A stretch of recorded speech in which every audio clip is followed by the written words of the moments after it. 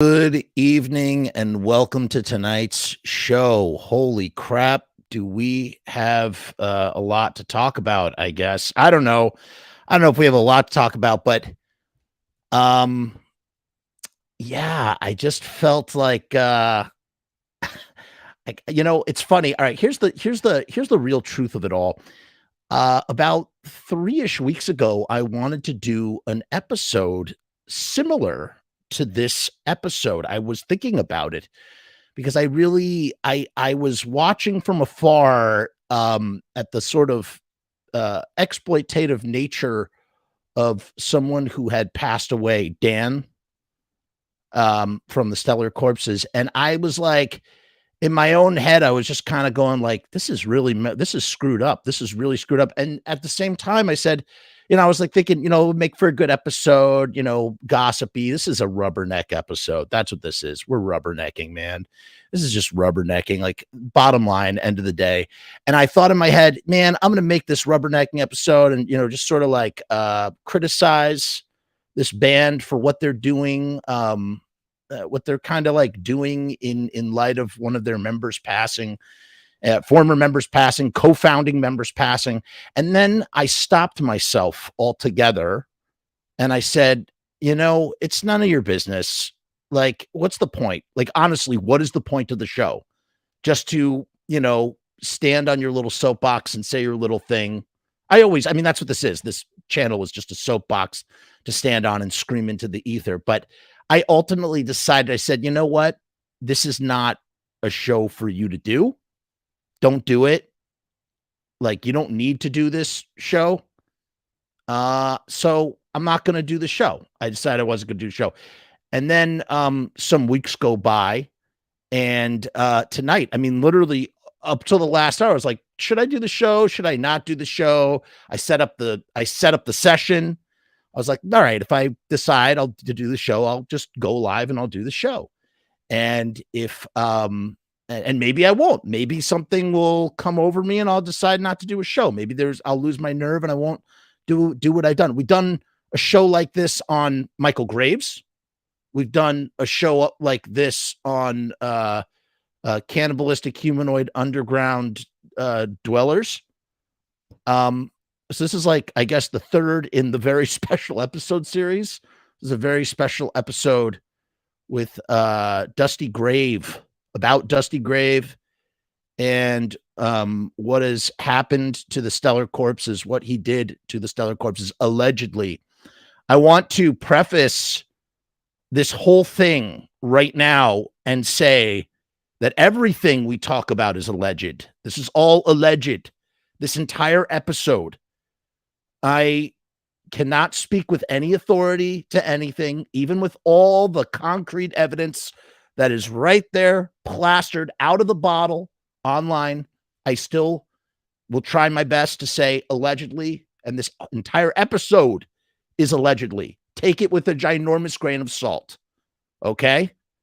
Because I am an outsider commenting on this situation, right? That's something to remember, something to take note of. I also, additionally, I have somebody in the wings who is going to join me in a few minutes. I wanted to just make note. I figure if I'm going to do this, and if eyeballs are going to be on this screen on this show, maybe a good thing that could be done is to contribute to Dan's GoFundMe. I believe this money goes directly to his mother. So the link is in the description. The link is at the top of the chat and the link is on the banner. Please consider donating to Dan's funeral memorial fund at GoFundMe. I normally would not admit this, but I did. Of course, I personally contributed a while back, but I did it anonymously. When I do these things, I do them anonymously because there's no reason to talk about when you do something nice or when you do something generous or whatever it is, or you're trying to do a good deed, you shouldn't talk about it. I am making an exception to the rule just to state that I'm not just sharing the link, but that I too have contributed to it. And I think you should too. So again, if you're watching this episode, if you pass this point, if you have a couple bucks, please send them to the GoFundMe fund. It's still open and the money is going to go to Dan's mother. Okay. That's important. So feel free to do that. Would be a good thing to do. And like I said, link is in the description. You don't have to talk about it. Just do it. I might periodically remind people to do that. We will also be foregoing any mention of, well, whatever. I'll talk about that later. So, and then the last thing I will say is this before we bring out our guest, in regards to Dan, I see this guy, Mr. Stone down here, mentioning he didn't deserve this garbage. I just want to say one thing overwhelmingly, like probably the single most important thing to say before we discuss any of this other stuff. And again, why are we discussing it? We're unpacking it, man, because it's shocking. It's crazy. It's rubbernecking. We're like, holy crap. What is this? We got to make sense of it. We got to put it all in one neat little timeline, especially because the Stellar Corpses Facebook page has been deleted. But it's a good thing that it's not permanently deleted, or at least it's been documented in some way, shape, or form. But before we get there, a lot of precursors before we get to wherever we get to. I just want to say the saddest part, obviously, besides the people who have been hurt in all of the ways that you can imagine, as will sort of be mentioned, as well as much as one can mention, as much as one can mention verbally on YouTube, besides all the victims and people that have people and children, whatever you want to say, hurt in or related in that sort of thing, overwhelmingly tragic is the fact that the Stellar Corpses is sort of Dan's legacy. That was his band, and that was he made that music. And as far as I understand, as far as I know, and I don't know very well, I wouldn't even call Dan an acquaintance. I had crossed paths with Dan several times. Wonderful, wonderful experiences with Dan. A sweetheart, as everybody says he was. It's damn right tragic that all of this stuff is now attached to the one thing that this guy did before he left this world. Now, obviously, the Stellar Corpses wasn't the only thing that defined this guy, Dan. He did a lot of stuff. He was a hair barber and, fireman and all these things. But just in the fact that that was his art and his band, and it's just really crappy that record, that his music is tied to this nonsense, this tragedy, this whatever, crimes, whatever you want to call it, allegedly, always the allegedly. So I just wanted to say all of that. I want to get all of that out of the way. So we mentioned tragedy about Dan. Please donate to the GoFundMe, and everything that we are saying here tonight is alleged. We are alleging. Take that with a grain of salt. With that all said, I'd like to introduce my guest for this evening's show. And I'm really glad that I could have him on, because the reality is I know some of this stuff. I know a lot of the people involved, or some of the people involved, and have, interacted with them. When I was out in California, I was on tour with Blitzkid on their final tour, and I crashed with the Stellar Corpses. We stayed with them. They showed us some great hospitality in Santa Cruz, Dusty included. And, but at the same time, there's a lot of like West Coast stuff that I'm not really abreast of. I know some about, some East Coast stuff, whatever, in these small sort of horror punk community scene things, whatever you want. So I'm bringing out a guy who I don't know where I first met him, but I know he may not know who I am. And if he does know who I am on that forum, I don't want him to say my handle live on the air. But my first interactions with Mr. Kelly Carcinogen go back to Misfit Central, of which, if you were a Misfit fan in the aughts, there was no finer place to be than Misfit Central. You can't have another cheeseburger, paper clips, Gary Busey. These are all inside jokes that anybody who's on Misfit Central will understand.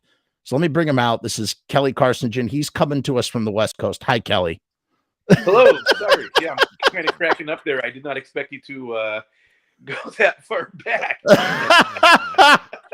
Do you know what my handle was on Misfit Central? And don't you dare say it out loud if you did. I honestly don't recall. I remember, there was, some people, there were so many people on that board that came and went, and I can remember some names, but I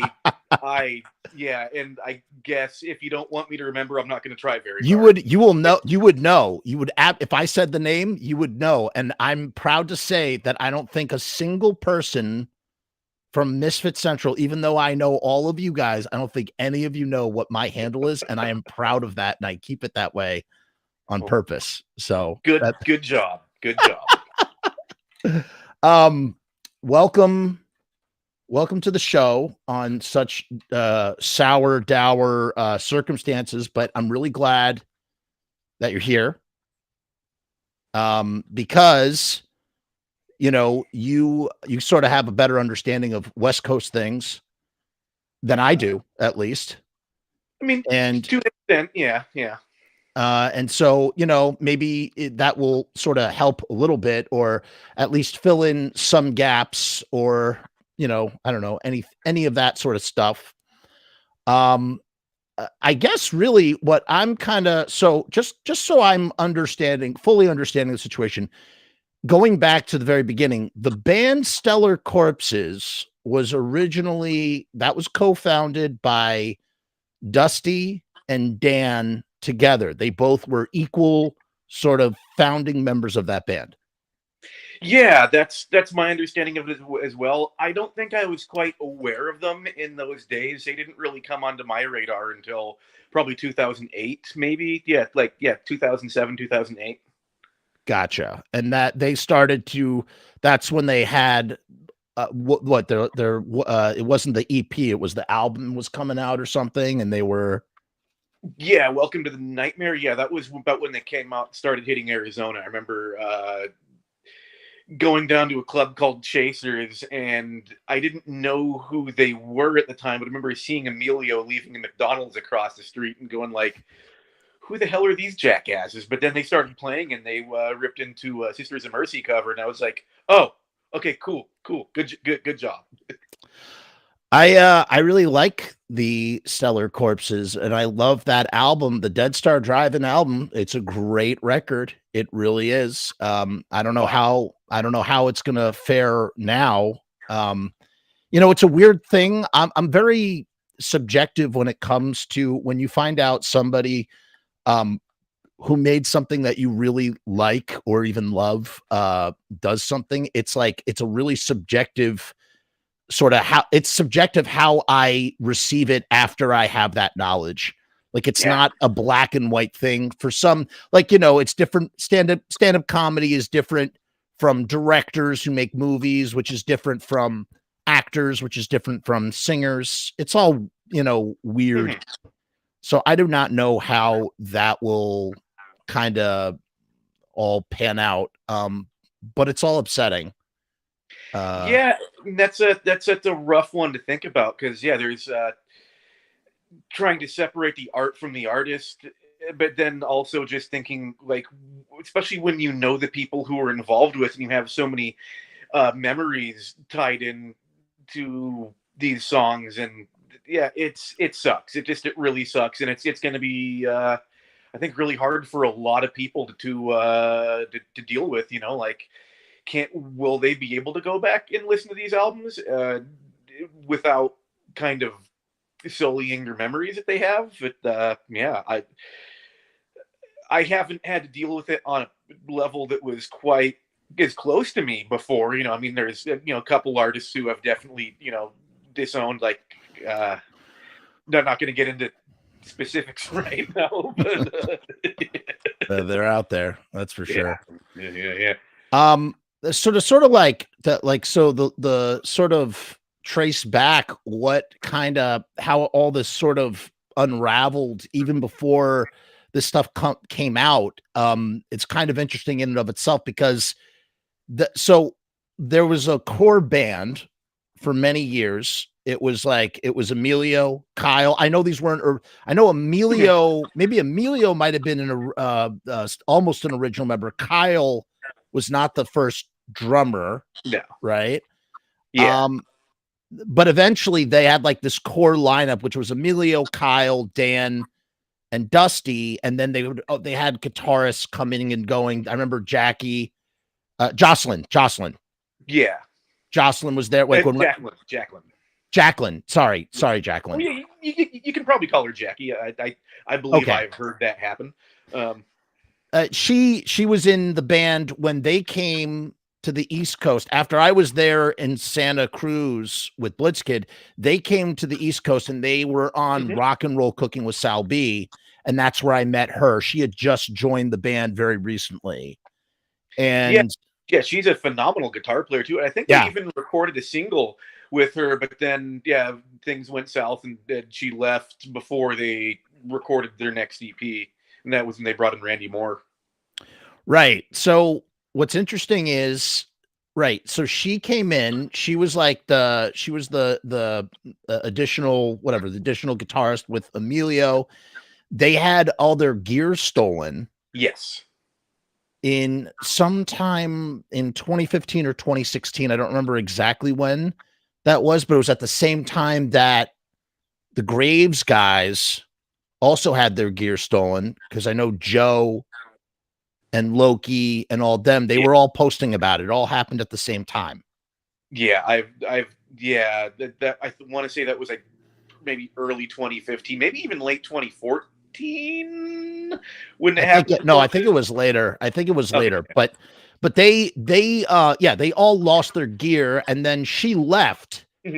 She exited the band, and then they got the next guy. That's where I really lost track of the Stellar Corpses personally.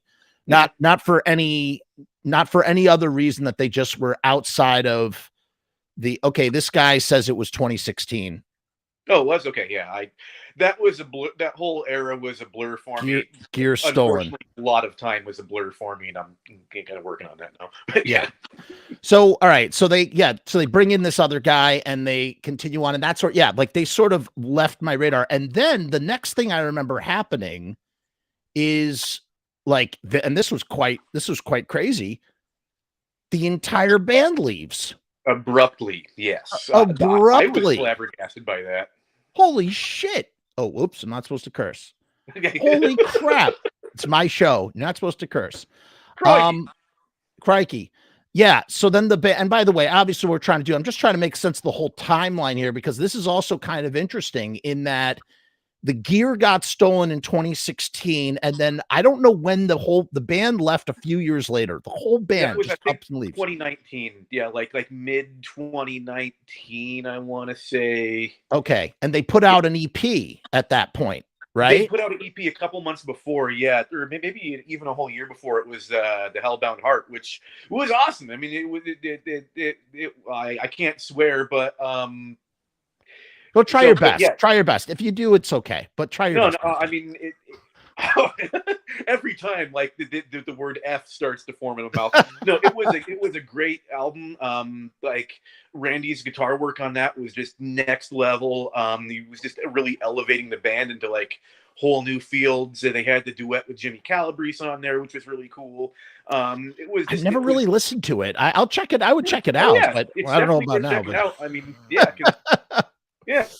Again, there's other people in the band who are contributing a lot of stuff beyond, the lyrics that Dusty wrote, which, we might talk about that later. So I have some issues with a lot of the subject matter that he chose to sing about, but we'll talk about that later. I'm curious to hear what you have to say. And that's the other thing too. And again, I just, in the same way that it's tragic for Dan, it's also tragic for those other dudes. It's it really is. It's honestly, and my heart goes out to all of them.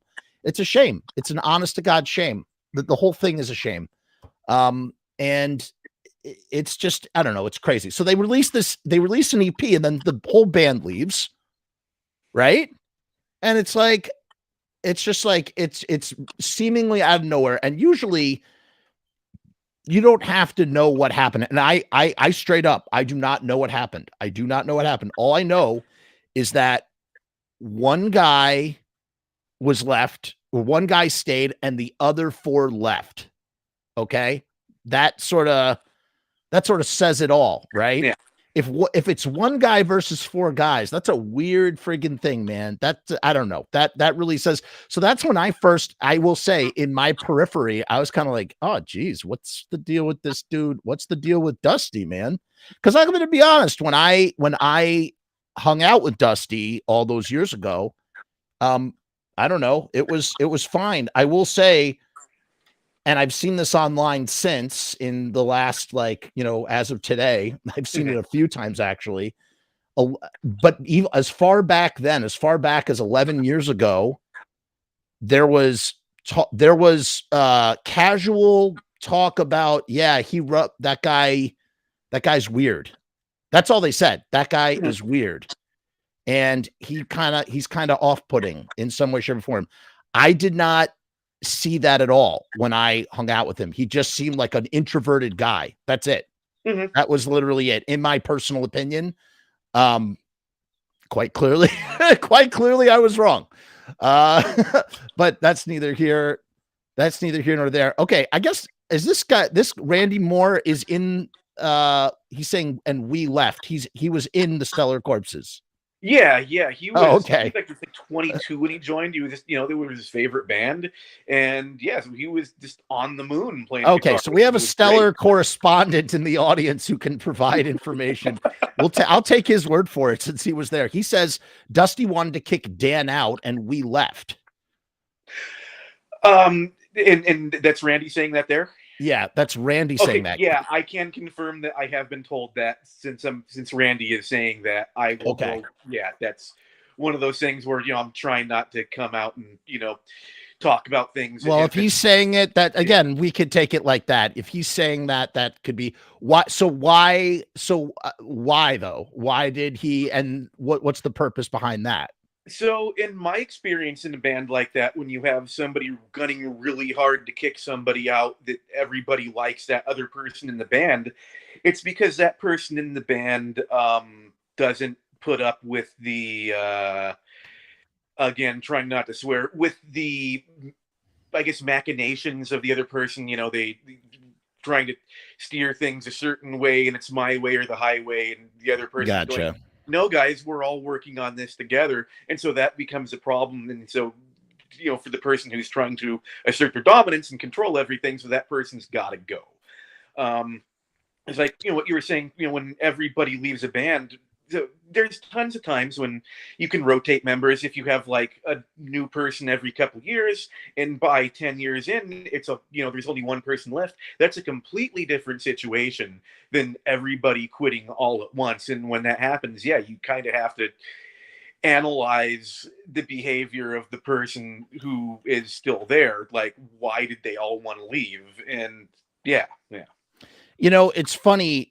This guy, Argyle Stone, says that makes so much sense. Dusty claimed you guys didn't want to tour anymore after the Mad Sin disaster. I don't know what that is. Somebody fill that in for me as well. And then he says, in his interview with Erin Miklo, after the breakup, Erin, who I had on Pizza Punk, I just had her on because, like, all I ever have is dudes. It's just a giant sausage fest on my channel. I was like, Erin seems cool. I'd love to hear, like, her POV and, like, just chat with her and whatnot. So she came on the show, and you know what she said? You could see this. It's on the channel. She's like, she straights up. She's like, she said, I'm paraphrasing. And she said this publicly, so I don't feel out of turn saying this, because she also said this publicly. She said, I've never deleted, something along the lines of, I've never deleted a single interview except for one, Dusty from the Stellar Corpses, which I was not expecting her to say. And I was left kind of speechless. And I was like, huh? And I guess it all, all of it sort of makes sense. It all comes out. It all sort of lays out in which this idea of him wanting to, kick Dan out of the band. I'd never heard that before, that he wanted to kick Dan out of the Stellar Corpses, being a co-founder, and then everybody siding with Dan and leaving, and then him saying those guys just didn't want to tour anymore. Because he started doing interviews. You could still find some of that stuff online. I didn't really care to hear what he had to say at that point, but yeah. He was just saying like, you know, I'm driven and those guys are not driven. And those guys didn't say a word. Those guys all, you know, they were like, they chose the opposite of what we're doing right now and just kept their mouth shut and, you know, didn't say nothing. And then Dusty went off. So I would imagine, you could imagine that maybe during the recording of that album, and again, I have no idea, but I could imagine maybe during the recording of the EP causes friction, because how do you release an EP and then split right after that? So there's probably something there too. And then, right. And then Dusty gets a whole new band of Stellar Corpses. Yeah, and you know the band that he brought on, they're all immensely talented musicians. I have no issues with what they did, you know, because they're all working musicians, and it seemed like it was probably a good paying gig, definitely good exposure for them to get out there, you know. So I'm like not going to call them scabs or anything like that, but yeah, just hired guns. They were hired guns, yeah. Okay. Yeah. And then that version of Stellar Corpses was, you know, just basically him with the rest of the guys. Oh yeah, it was a Dusty show. He was up there in his leather pants, and yeah. I remember when I saw him in Phoenix, he didn't even come out before the show. He just stayed backstage the whole time, and like, yeah, it was weird. He used to come out when you would see the Stellar Corpses. He used to come out all the time, and well, yeah, I mean that's like the environment, you know, where when you're playing a crowd like that, everybody's your friend. So before the show, you're just hanging out with your friends, you know. And he wasn't there for that anymore. Gotcha. This guy, Argyle Stone, says Mad Sin couldn't get their visas to get into the country to headline the tour. And Dusty said he'd replace the members who didn't want to do the tour because he wasn't canceling it. I'm not 100% sure on the specifics of that, but that's the word from Dusty in that interview. Okay. So they were going to couldn't get their visas into the country to headline it. Oh, so Madsen was coming into the States. All right, this guy, do you know who Rich Smith is? He's corroborating all this stuff. It was the Dusty show, all new persona masks and theatrics, really trying to prove himself. Yes, Argyle is right. We were there. We were all there when Dusty said that. Oh, I just want to shout out to my guy Argyle. I fucking love you. Anyway, sorry, I did it. Sorry. It's okay. It's okay. It's okay. Kelly, don't worry. Don't worry. It's fine. It's fine. Rich says he was on the label. Okay. Thirsty Crows. Okay. Yeah. Is that a band? Yes. Or a label? I do not they believe were a they band. are a band anymore. Okay. Okay. If you guys are a band, I'm sorry. I don't want to deban you. Oh, that's it. You're broken up now. He's broken you up. He's broken you guys up. So, all right. In any case, to move the story forward as we're sort of plodding along, because this is what we do. We go through the whole thing.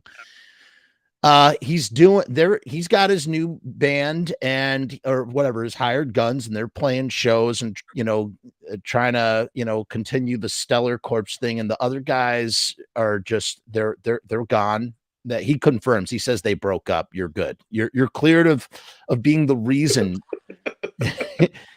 you're cleared of being the reason. Okay, here Randy says there are a cornucopia of reasons that we left, but him trying to use Dan's death as a promo is absolutely disgusting, and we are all shocked and sickened by his actions. Well, I mean, again, as I said at the very beginning of this episode, for those who did not see the beginning of this episode, I initially wanted to do an episode about that 3 weeks ago, and I decided not to do it. And instead, when I was sharing the GoFundMe. Hold on, now I got to find it. I was sharing the GoFundMe for Dan, which you, by the way, anybody can still contribute to. Mm-hmm. It's right here in the description, and it's all over the place. It's at the top. I pinned it to the top of the chat. The money goes to Dan's mother. So please consider donating to the GoFundMe. because the money is going to a good place. Here is what I said after I shared the GoFundMe link, and I guess this is Dark Ride responding to me, which is Emilio. That's Emilio's band. So this is what Emilio said. Hold on, let me see if I can find this thing. Jesus, this is why I hate being my own producer. You gotta get the whole thing. Blah blah blah. Okay, here we go. Actually, you'll see. Okay, so you can see that. Everybody should be able to see this. This is what I responded to. This is from 3 weeks ago. This was my initial feelings before all of these claims about Dusty were substantiated. I said, Dark Ride, this is none of my business, and I was not going to publicly weigh in on it. But since you made this comment, I will add it to it here. I think it's rather gauche that the Stellar Corpses page didn't share the GoFundMe and seems to have been promoting content on the day it went public that Dan tragically passed away, almost as if Dan's death inconveniently got in the way of promoting new music and some sort of revamp of the Stellar Corpse brand. The mentions of Dan seem so superficial as a means of publicly saving face. I am no expert on the Stellar Corpses, but I know that Dan was the co-founder of that band and part of what made it that band. So the way things are carrying on is in just such poor taste, in my personal, unsolicited opinion that no one has asked for. So I have not shared it until now. And I'm not going to lie. It felt really good to say that. I really wanted to say that for a long time. And now, like, I feel like cleared to really have this show, which is why we're doing the show now. So, you know, it's disgusting. Yeah, Rich confirms. He says he promoted his new logo. Well, here's the thing. Dusty deleted the Stellar Corpses page, or somebody deleted, allegedly. Alleged. It has factual. It has been deleted. It was it may have been possibly somebody who had the login information, which is probably a small number of people. So yeah, purportedly. Right. And so, but because I thought I was going to do this episode, I wasn't sure. I was on the fence. I said, okay, I'm going to set up a session, and I'm also going to screen record the Stellar Corpses page, which I did. So I have the Stellar Corpses page, so I can actually show you what I'm talking about, because as of right now, it just sounds like I'm just talking out of the side of my neck. Randy from the band Stellar Corpses says, we're all just trying to process Dan's passing still, and this is a whole other new set of insane news. I could imagine. I could imagine. Hold on. Yeah. We're losing the chrono order here of things. So let's just go back to the timeline for a second. Stellar Corpses with the Dusty Corpses are doing their shows, and all of a sudden, out of nowhere, it just all stops. Well, sorry, go ahead.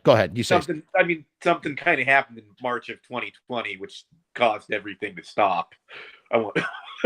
Okay, well, we'll talk about that in 1 second, but I just want to say what because again, all of this is happening. Like, again, I'm not actively following the Stellar Corpses at this point, but I kind of, a lot of mutuals. I'm seeing lots of, I see stuff here and there on my Facebook and whatnot, my Instagram, things like that. Things cross my path. So I was like, okay, the band is all gone. That's terrible. But and he's still doing it. And then all of a sudden, gone. Just gone. Like, whoa, that's weird. He's just stopped doing Stellar Corpses. I guess he gave up on it. What happened? What are you referring to in March 2020? You're talking about the COVID? Yeah. And I remember a little while after COVID, Dusty was pretty active on social media. And then sometime or a couple months later, he dipped out. He quit posting. He froze all his accounts and everything. And he was just gone. There was no trace of him. He wasn't talking or posting anywhere anymore that I'm aware of. Yeah. Right.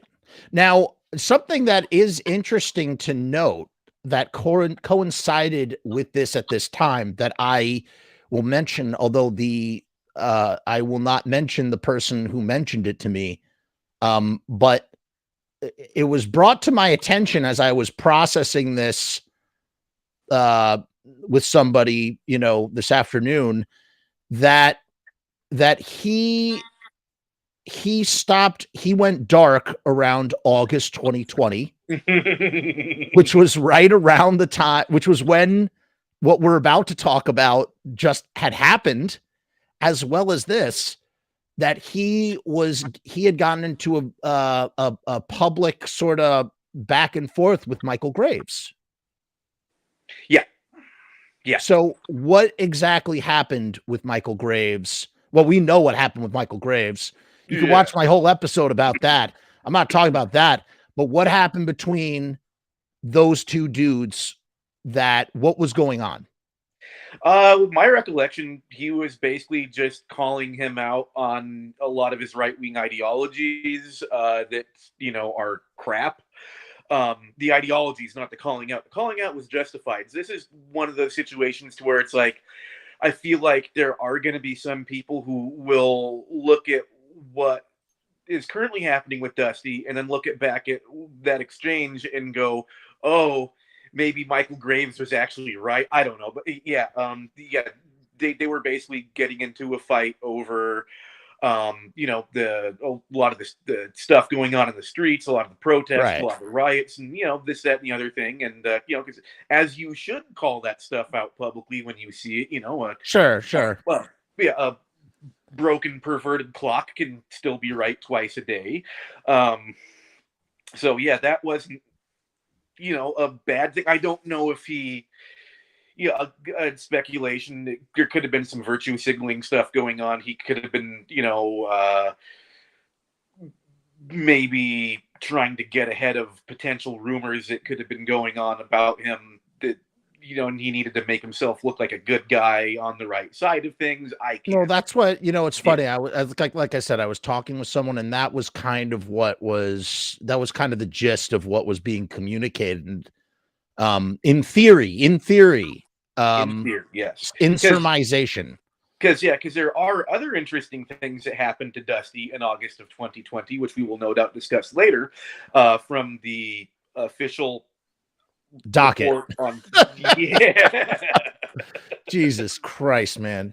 Anyways, okay, we'll get there in a second. And obviously, and all right, so he goes dark for a long time. I don't even know, like literally years. Yeah, he goes dark, and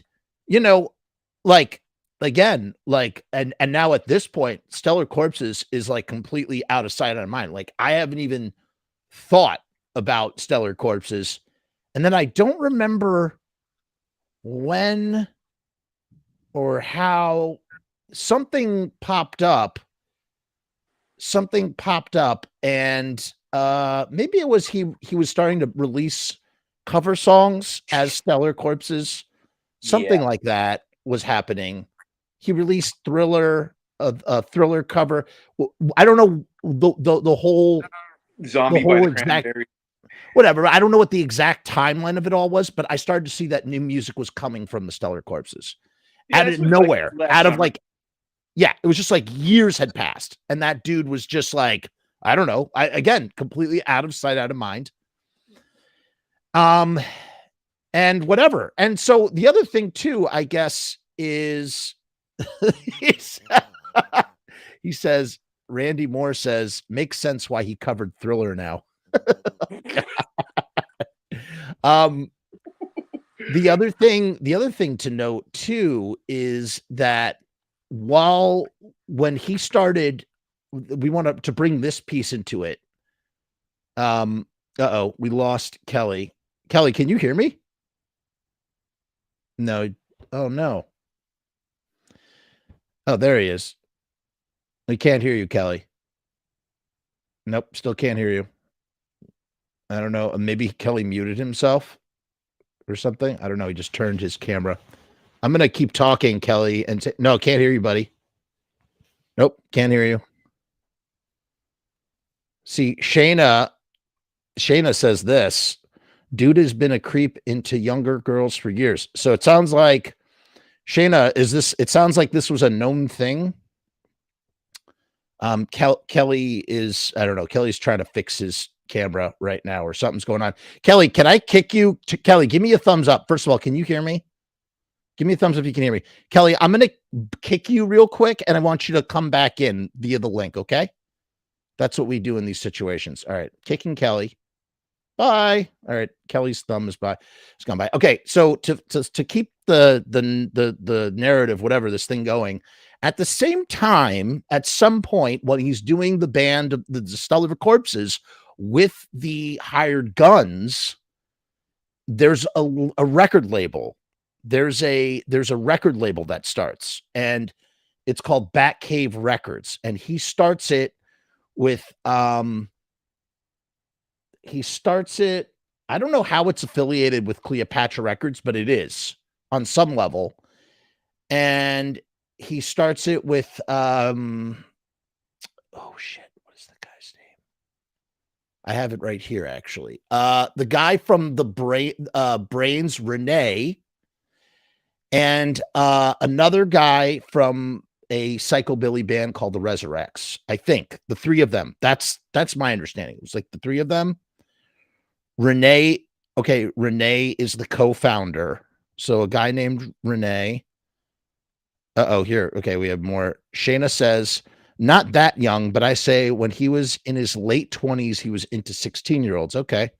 Well, I guess that tracks. And Daniel DeLeon. Hold on, let's bring Kelly back. Hi, Kelly. Oh, hi.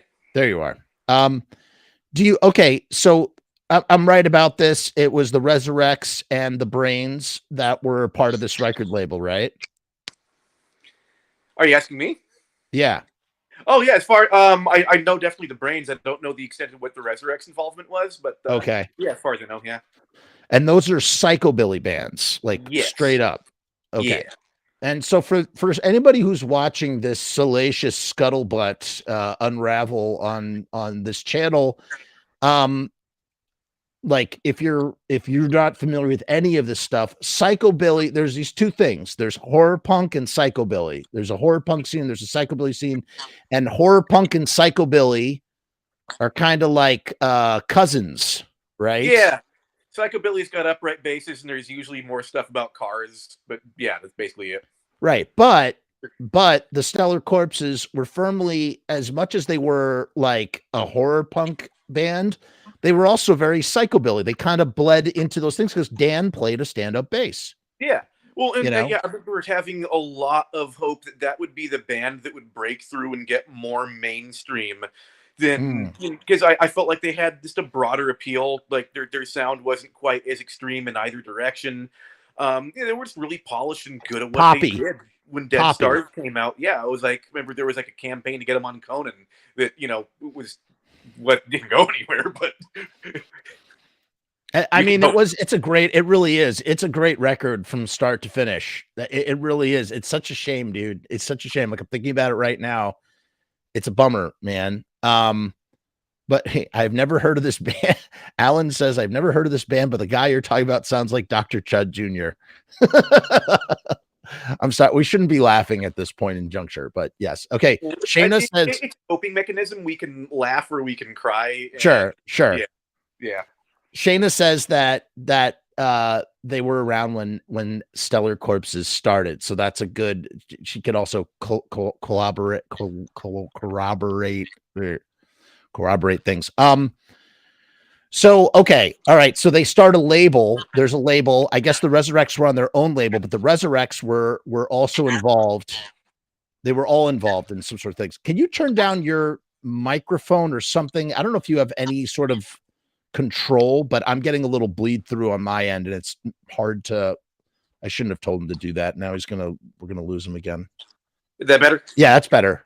Wait, testing. 1, 2, 3. I'm pushing buttons. Oh my God. No, that's good. Mic check. Mic check. 1, 3, 1, 2. That's good. Check. It's 1, not 3, you. 1, 2. It's not you. It's me, actually, because I hear the bleed through, though. It's a lot better. I think it's a lot better. I'll let you know if I need to again. I'm going to take one can off just so it's easier. All right. So the Batcave Records forms, and Dusty is involved with that record label. Yeah, that was his label. He owned it. Right, it was his label. Yeah, as far as I know, he was a sole proprietor, I believe. Oh, okay. So Rene was not, but someone said that Rene was the co-founder. So that's what I was trying to understand. Well, so I was what there was a post that Rene put out earlier today saying that Dusty was like the sole owner of it. Right. I have that right know, here. Hold on. Let's read that. Let's read that. We're going to be thorough. Here's the statement. I just pulled that up. This says, this is from the Brains, Rene and someone named Jem of Batcave Canada's official statement. So there's a different Batcave, or there's another Batcave in Canada besides the Batcave that is in America. I could not confirm that. That's what it says in the thing right there. It says Batcave Records USA. Yeah. Yeah. I mean, it would make sense because, Rene being in Canada, could be tricky operating a business over international borders. So they might have set up a separate entity over there. Sure. That stuff gets really complicated. Sure. Sure. Okay. So he says in Batcave Canada's official statement, we had zero knowledge of these charges until today, April 8th, 2023. What charges? Well, we're going to talk about that. And we are completely severing all ties with Dusty Sheehan. That's Dusty's real name. Immediately, we were absolutely appalled and share deep grief and sadness for all the children and their families. In this case, Batcave Records USA is legally solely owned by Dusty Sheehan, and we will do everything we can to completely shut down the label. Now, are they saying they're going to completely shut down Batcave Records USA? Or what about their Batcave Records Canada? Are they going to continue to be Batcave Records Canada if it's two separate entities? Are they like, what do they do? Yeah. How do you, how do you continue on? It sounds like Batcave has been completely nuked already. I don't know if any of the other bands that were on the label have any interest in being on the label anymore. So as it stands, I don't even if there are two separate entities, I don't think either of them are really going to, I don't think. Why would they want to be able to do much more? So yeah, so for all intents and purposes, if there are two entities, they're both kind of, sunk. Now, but wait a second. Now, here's something that's interesting. All right, so here's something that somebody screenshot, and for the sake of posterity, let us share this. Somebody screenshotted this. You can't really see it that well. Damn, that's a shame. How do I make that bigger? Is there any way to? I can't see anything because my phone's broken and I have to face it the other way so you can see me. So yeah. I can't see you at all. You're just a black screen, but that's okay as long as we can hear you. Am I? Yeah, that's okay though. Hang on, I'll fix it. There we go. Oh, there you go. Okay. It says this is from Batcave Records. I'm sorry the print is so small. I was expecting it to be a little. Maybe I can actually make this a little bit bigger, just so we could hold on. Sorry, guys. Just trying to make this work a little bit better. Zoom and enhance. It won't let me. It won't let me. I would love to. All right. You know what? It's not working. So what I'll do, here's what I'm going to do. I'm just going to do it like this because it's the only way to do it. Here we go. I'm just going to read it. This is from Batcave Records. This is from a day ago. And it says, frontman and founding member Dusty Grave announced recently that his longtime Stellar Corpse's partner and co-founder, Dan the Mothman Lamothe. I hope I'm not butchering his name. I'm sorry, Dan Lamothe. Passed away suddenly, leaving Dusty with no choice but to make this new album the final chapter in the band's career.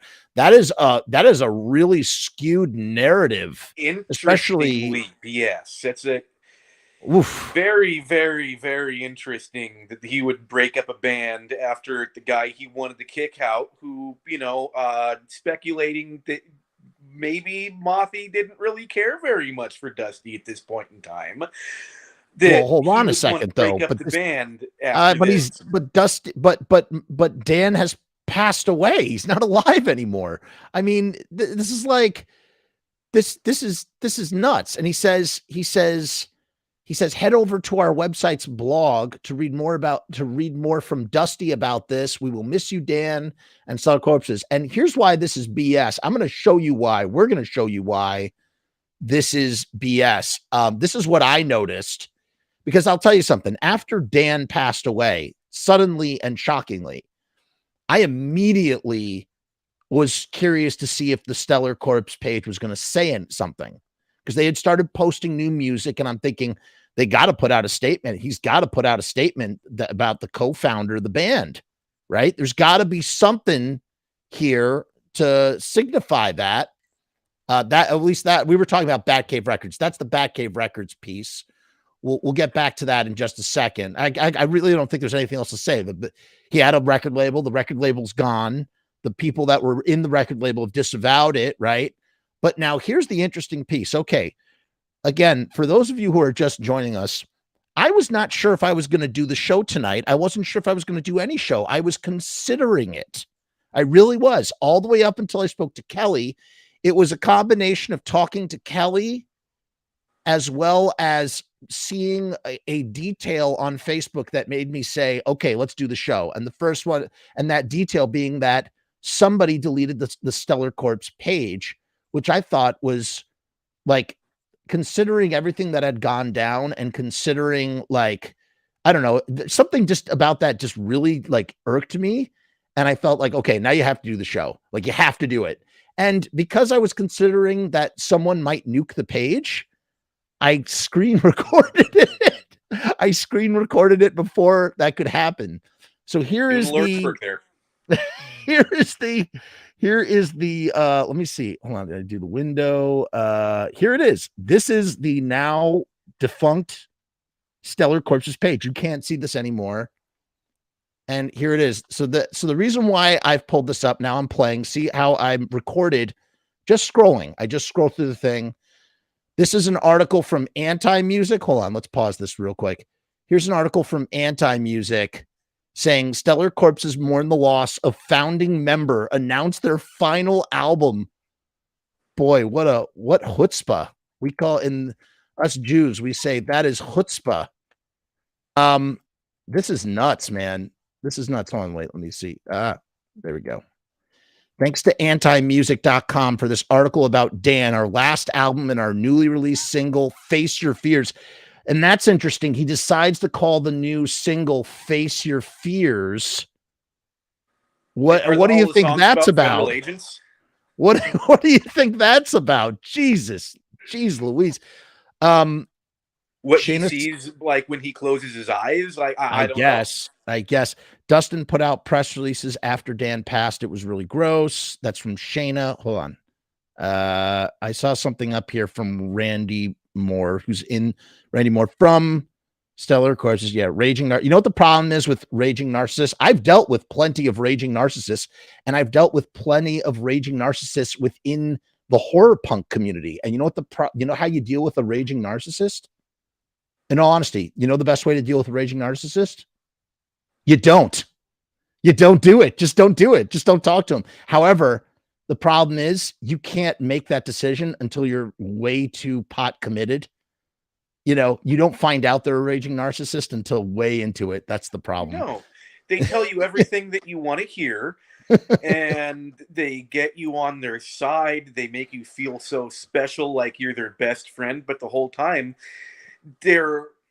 you are only of value to them as long as they can get something from you. As long as, it's everything is transactional.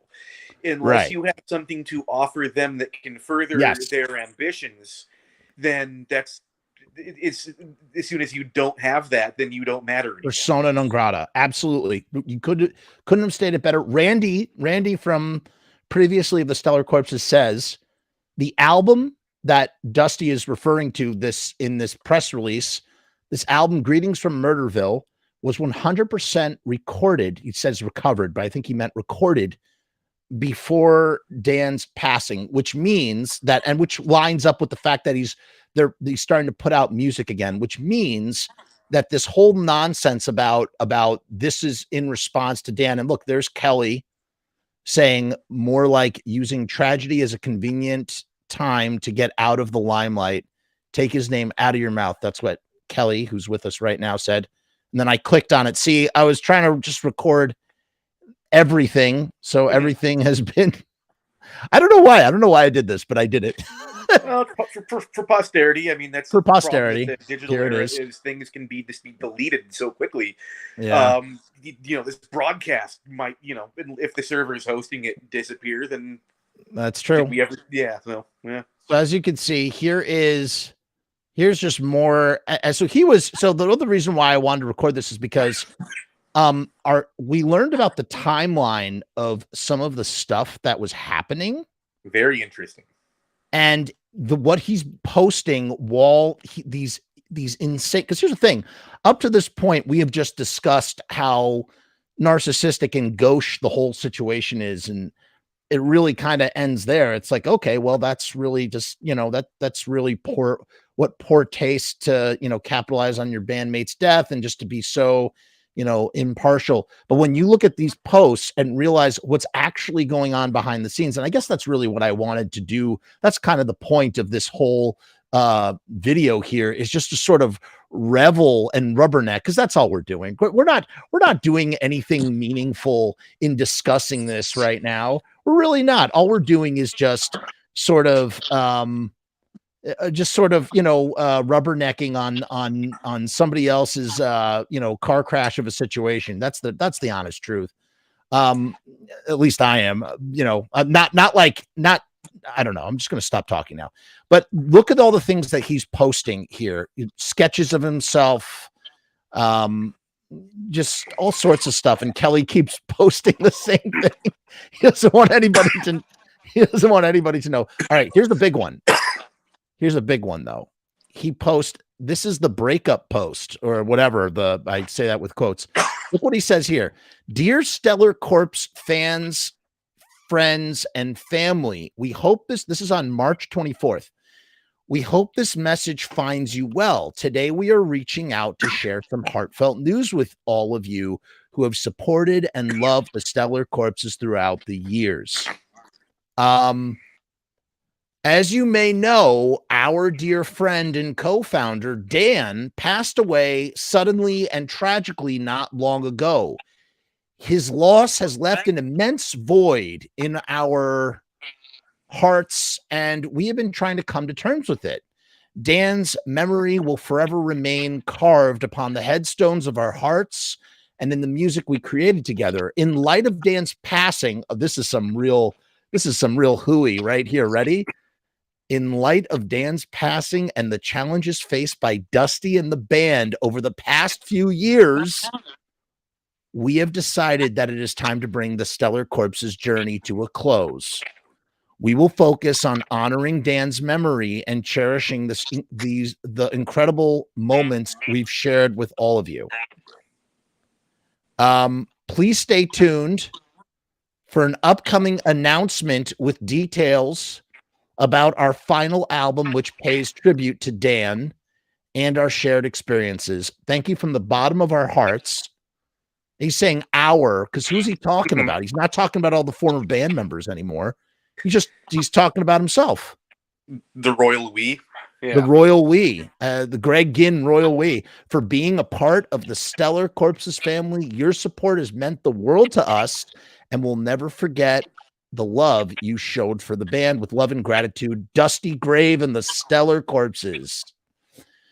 So he puts that out on March 24th. And I got to tell you, I actually thought, and I had to clarify with somebody who I will not publicly name, but I had to clarify with somebody, did he reunite with the band, the Stellar Corpses, to make new music? I was confused. So I actually reached out to clarify with someone, are they all making music together? And someone clarified it for me that is not the case. that those other dudes who were in the band, who walked out on the band, not the hired guns, the guys before that, Emilio, Kyle, and Randy, and that none of those dudes were involved. No, yeah, they'd all moved on to bigger and better things. You know, Emilio's got Dark Ride, which is carrying the torch for the West Coast horror scene.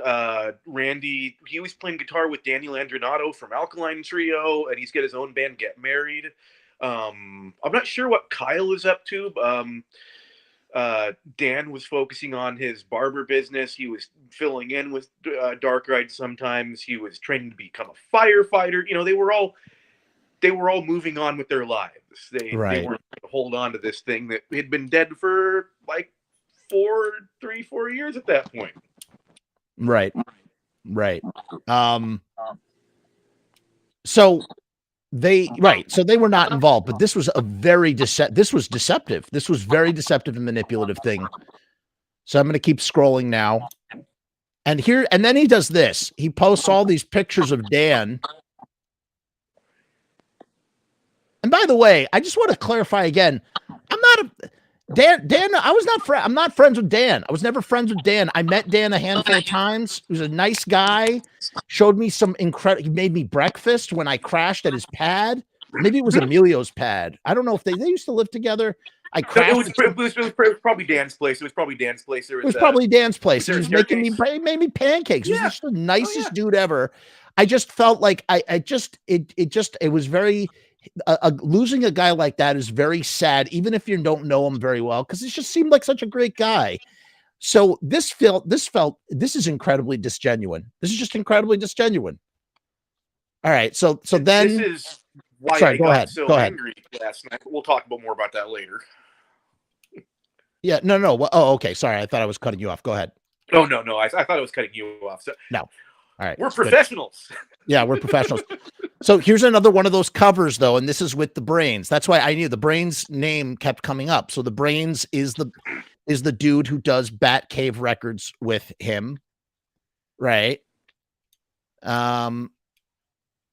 Here's another picture of he's just posting pictures of himself, right? Now take a look at the date when he's posting this. This is a hashtag Throwback Thursday. This stellar shot was taken by ScaryMonstersMusic.com from our show in Las Vegas with the Necromantics in 2019. Check the date on this, you guys. This is from March 16th.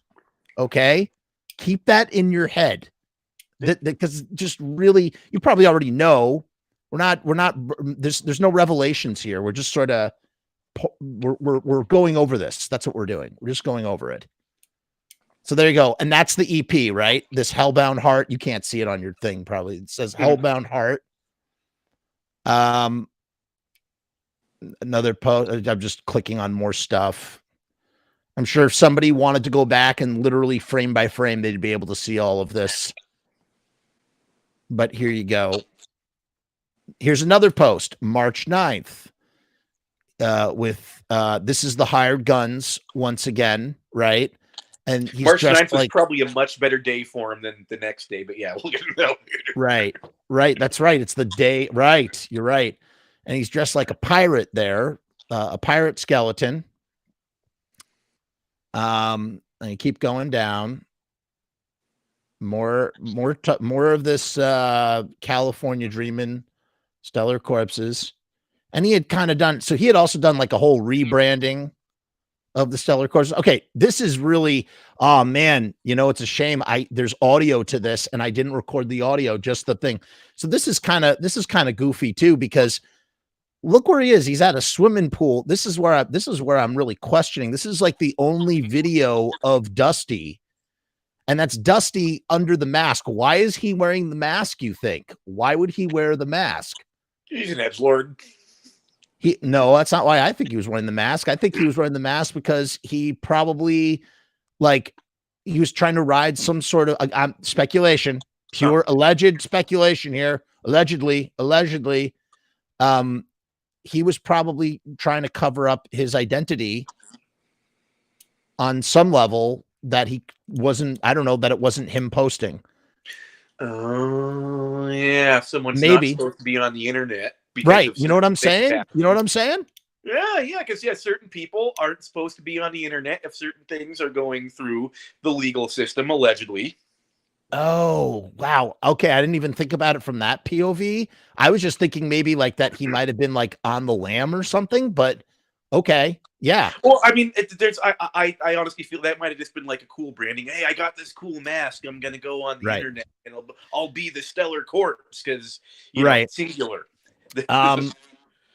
Here's a picture of a lineup before Kyle was in the band. So this is like an early lineup, and he's just posting. I don't know. He's got a mohawk. Let me see if it says in the caption. Actually, maybe it does. I think this is like a very early lineup of the band. They look very young. Hold on. Sorry. This is going frame by frame. This is the original haunted castle at the Santa Cruz Beach Boardwalk. Hold on. Sorry. Wow, this is really slow. Hold on, let's try that. A blurry but meaningful throwback. Stellar Corpse's first photo shoot in front of the original haunted castle at Santa Cruz Beach Boardwalk. Okay, that's what it is. And yeah, for those, again, if you are not familiar with the Stellar Corpses, again, part of their whole like identity, like part of their, I don't know, whatever you want to call it, background, that they're from Santa Cruz, California, which is a really awesome town, beautiful place. If I had to live on the West Coast, I think I would want to live in Santa Cruz. It's that like amazing. And it's like, that's where The Lost Boys was filmed. And so that's like the big thing. The big thing there. Here's a tribute. So he's sharing on March 1st, a tribute for, there was a boardwalk tribute for Dan with the full moon. And again, for anybody, we've been periodically just putting it out there. The GoFundMe is still up for Dan from Stellar Corpses, who tragically passed away. You can donate now. Link is in the description below. If you got a couple of bucks, all the money goes to Dan's mother. So send a couple bucks if you haven't yet. If you can afford to. Yeah, there's the candlelight vigil. Here's another picture. This is February 28th. I know it seems really boring, right? We're just scrolling through the thing, but it's only because I'm trying to get to the bottom. Here's another. So here's another super early. Sorry? He said it's the last time you'll see it because it's gone. Yeah, it's very true. We got Robbie's here. Robbie says, oof, irony. Last thing he recorded was California Dreamin', RAPIST. Can't say that word live on YouTube. History with the mamas and the papas. What a disgusting situation this is. True that. All right, here we go. Michaels? Yeah, Robbie Michaels. The Robbie Michaels. Congratulations on the Misfit show. Yeah, yes, a big, I wanted to talk about that separately from, no, it's okay. I just I don't want to cross wires on the two, but yes, that is something that we will be reveling in the very near future because it's really exciting, all in of its own. But I don't want to take away the focus from this. But yes, that is very exciting. We're very excited for him. Sorry, yeah, more on that. No, it's okay. I'm a professional, so yeah. More on that in the future. Okay, so this is February 20th. So incredibly sad to hear about the passing of our former bassist and co-founder, Dan the Mothman Lamothe. There's no words to describe the flood of emotions right now. Life is already so short, but Dan went way too soon. This was the statement that this is when I was like, oh God, was he going to put out a statement? This is before everything kind of came down. He was close friend for many, many years, and we went through a lot together. I will always remember him as a 16-year-old psychobilly kid that I met at a Tiger Army show at the Santa Cruz Vets Hall. I asked him if he wanted to start a band with me, and a few years later, we got to share the stage with them, being Tiger Army. So many amazing moments we experienced together, playing music with the bands that inspired us. Our dreams and music and memories will never die. Rest in peace, my friend Dusty. So now here's what's really disgusting about this is what personally made me upset. For, again, people and situations and things that have absolutely nothing to do with me other than just rubbernecking outrage from afar. This is the only way to describe it. Look what else he posted on. I highlighted this. See what I did. Look at this. Wow, I can't believe I thought to do this, man, because now this is super important. Look at this. Monday, February 20th, 2023 at 5:33 p.m. That's when he posted the following. In the dark void of the new moon, something has been stirring deep within the decay of the past and is now ready to emerge from the grave to spread its infectious influence on the cosmos once again. So this is like Kelly, how would you interpret a post like that? What is that saying? That he couldn't help himself from trying to promote a new album at the same time as making what should have been a tribute to Dan, and he couldn't just do that. I was more thinking of. Sorry, I'm just cutting you off for 1 second because I just want to say I was more thinking of what kind of post is that? Do you think is that the post of a guy who's looking to relaunch his band for the foreseeable future, like a brand new version of the band? That's what I meant. Yeah. Would you agree with that? He had plans. Oh yeah. Okay, and everything you just said is true too, and super valid. But then you go speculative. But then look up here. So 3 hours later, 3-ish hours later, Monday, February 20th, same day that he posts about how he's going to relaunch the Stellar Corpses. And this is years after they've been active when they disappeared, right? We did the whole thing about how he disappeared. And now at 8:10 p.m., he makes this message about his friend. You're telling me that he didn't get news that friggin' Dan died right after it happened? No, that was the first thing I saw when I woke up that morning. Like, it was, yeah. There's no way people would have been blowing up his phone. Like, everybody would have been blowing up his phone. So to me, and again, allegedly, speculatively, to post something like that, to post a new band announcement, it's sociopathic, man. I mean, to post people something were like looking this, at the page. Oh, do you think that's what it was? He knew people were going to look at the page. Dan's not in my life anymore. I'm going to capitalize on this. All right. Okay. I'm really glad Randy is here because he's kind of like, he's part of the former band and he is informing us. He says, we did not inform him. He found out on the internet, I'm assuming, because we did not. So none of the band members, the former band members, informed him. That still doesn't mean, but hold on a second, Randy, with all due respect to you and the other guys, doesn't that, like, I mean, you would imagine with everybody who knew Dan, his phone was probably blowing up the moment that Dan passed away. I would imagine on some level. It again, this is speculation. This is totally must be taken with a grain of salt. I don't know if this is true, but I have to imagine that this was posted with malice, despite knowing Dan is dead. I don't know. That's how it looks optically. Like I was saying, like I woke up at the crack of 10 a.m. and it was like right there.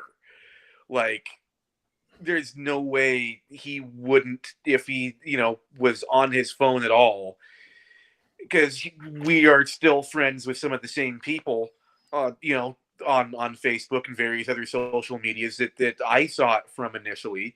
So, nobody texted me, nobody called me. I found out the same way that most other people did. And I don't believe that he wouldn't have, done the same thing. By the way, real quick, the other thing, when I was looking through the page today, I noticed this was very startling to me. He deleted, years and years and years of Stellar Corpse stuff. So, or at least, I don't know, a lot of it disappeared. So look, check this out. February 17th, 2023. And then look at this when you go down. Look at this when you go down. Hold on. I'll show you in 1 second. Then 2016. That's the next post. So anything about promoting an EP is not there. And then the next post is 2012. Talk about Dead Star Driving. 2011. So he's just trying to erase all the history of. So he was scrubbing the page. Yeah, this every show they ever posted, like this any random updates that completely erases Jackie from the band, and that's messed Crazy. up. I wasn't aware of that. Randy says the night Dan died, we told very few people. Okay, all right. Listen, that's from the dude who was at ground zero of when Dan passed away. So, I mean, what can I don't know.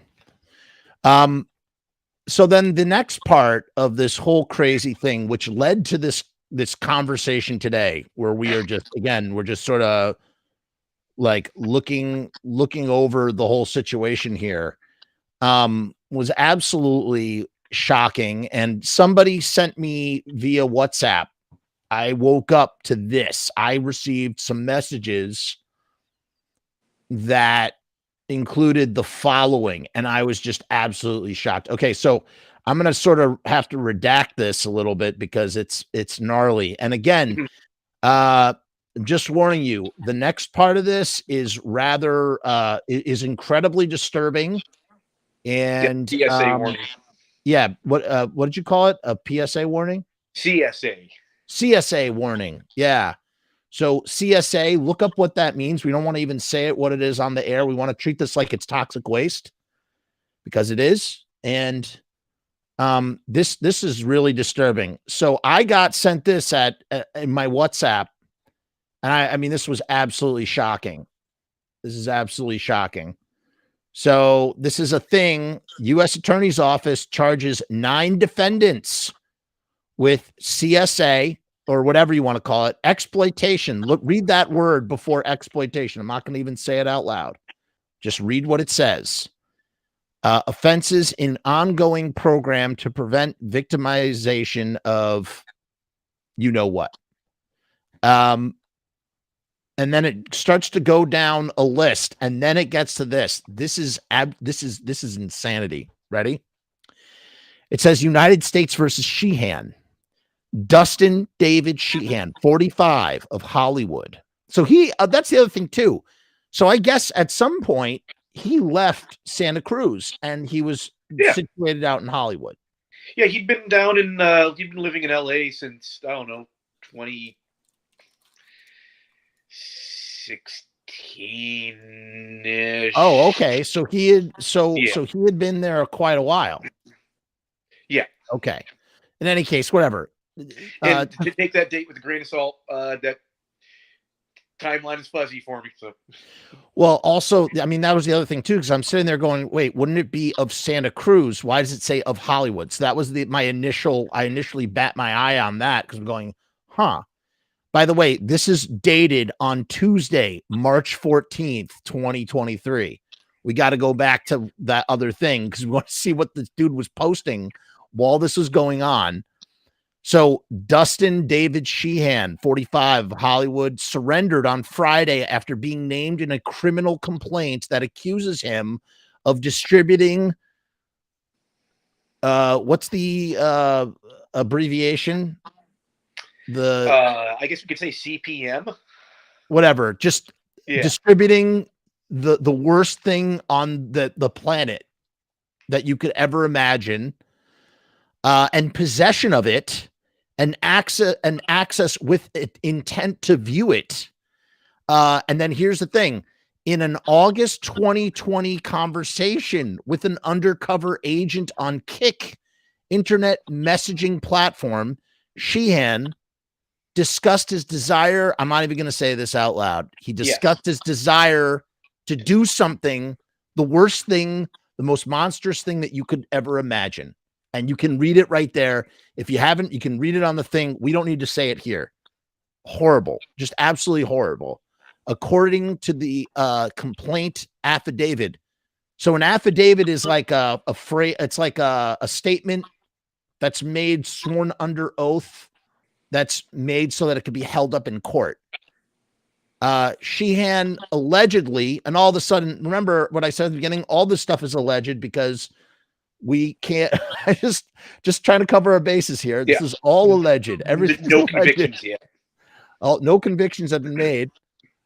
Sheehan allegedly also shared images with that undercover agent in that call. So he was basically busted by an undercover agent and he was making plans to do the worst thing you could possibly imagine.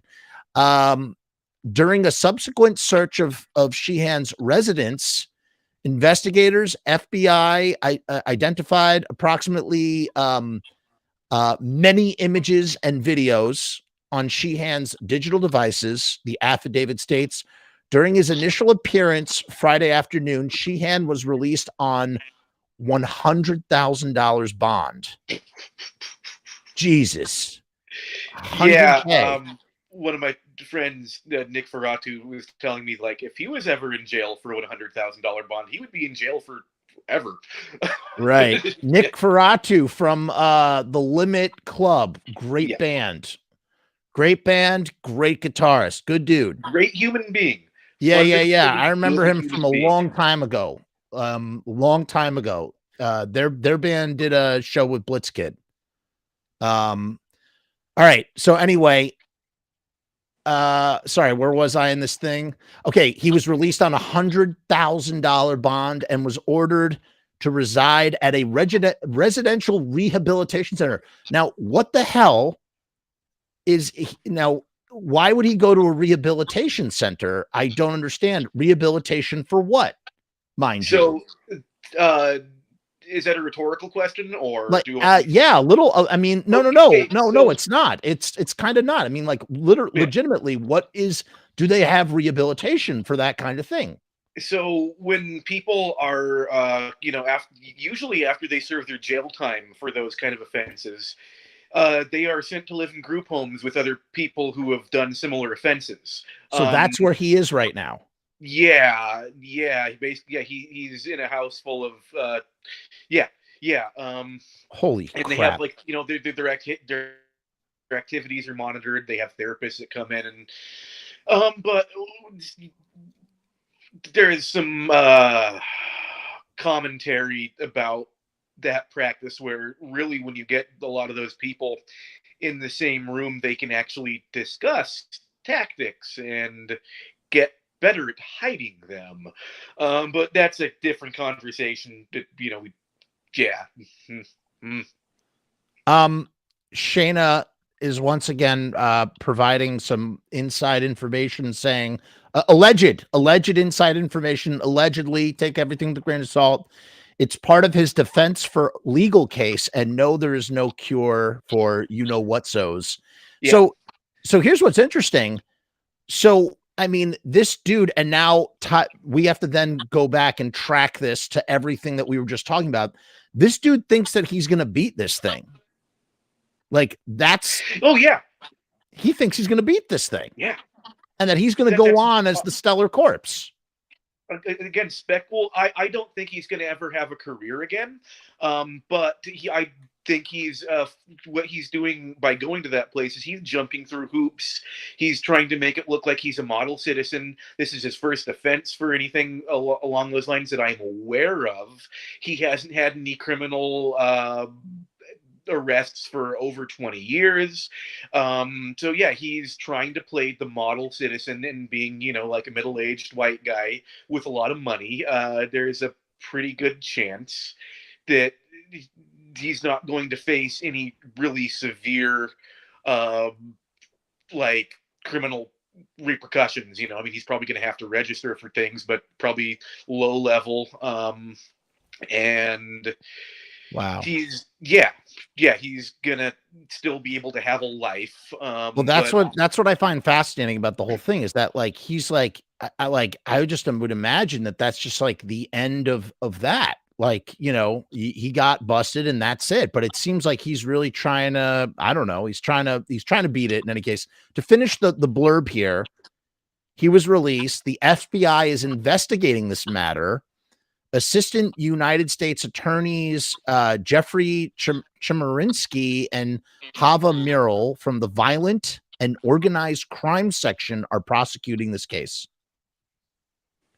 So, wow. I mean, just wow. Like, I mean, that was shocking. That was really shocking. And again, you know, it seems like here's the thing. This happened in August 2020, right? On some level, like that there was no bleed through, that this was a hushed secret for this whole time, for years and years and years. I mean, people have had inklings or understandings of this stuff, you know, on some level. I don't know. It's crazy. The whole thing is crazy. Well, and that's where, it starts to get fuzzy, because in August of 2020, was he arrested, or was that when they began investigating him thoroughly, which finally culminated in on March 10th? You know, because if you look at that article was published on the 14th, it said on Friday, so it was that would have been March 10th if we're getting the timeline straight. So I am not certain if he was freely living his life, or if that is conveniently why he was able to, drop off the internet, because he said he was just getting overwhelmed by everything that was happening in society and there was too much negativity going on. Because I believe that was his publicly stated reasoning for getting offline after the, Really? Let's go back. Hold on. Now we're going back to the page. We've determined that was March. That was March March 10th. March 10th when that was. No, okay. Make me familiar one more time. Okay, hold on. This is where the timeline gets weird for me for a second. So if I'm understanding this correctly, he is been arraigned. Is he arraigned? What's happening to him on March 10th exactly? It said he turned himself into custody. Okay. Or he submitted, or something along those lines. And that was published on March 14th. The closest Friday to that would have been on the 10th, because they're not talking about following Friday, so it would have been a couple days beforehand. Right. So on the 10th, he actually turned himself into authorities. So this whole time, surrendered. He surrendered. Right. So this whole time, and again, a lot of speculation here, guys, take this with a huge grain of salt. That means that for the last couple of years, he has just been living low. He, scrubbed all his social media. He's been living low. He's not, being active for any reason. And I mean, I was wondering, I was like, is he even in the States? Like, do you leave the States once you get knocked for something like that? If you have the resources to do so? Like, I don't know. Just like, it really does make you wonder, how that all, again, pure speculation here. But it's just interesting to sort of reflect as to, like, what do you do in that interim of being knocked versus turning yourself in?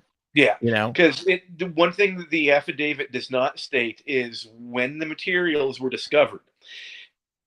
Because it states in there that he had thousands of images and over 20-something videos on his devices. So it doesn't say if that happened in August or if that happened in March. I'm leaning towards that happened in March. But really? Again, I was reading that it was that had happened in. Oh, you mean, hold on a second. So you mean that he got he spoke to the undercover person in August of 2020,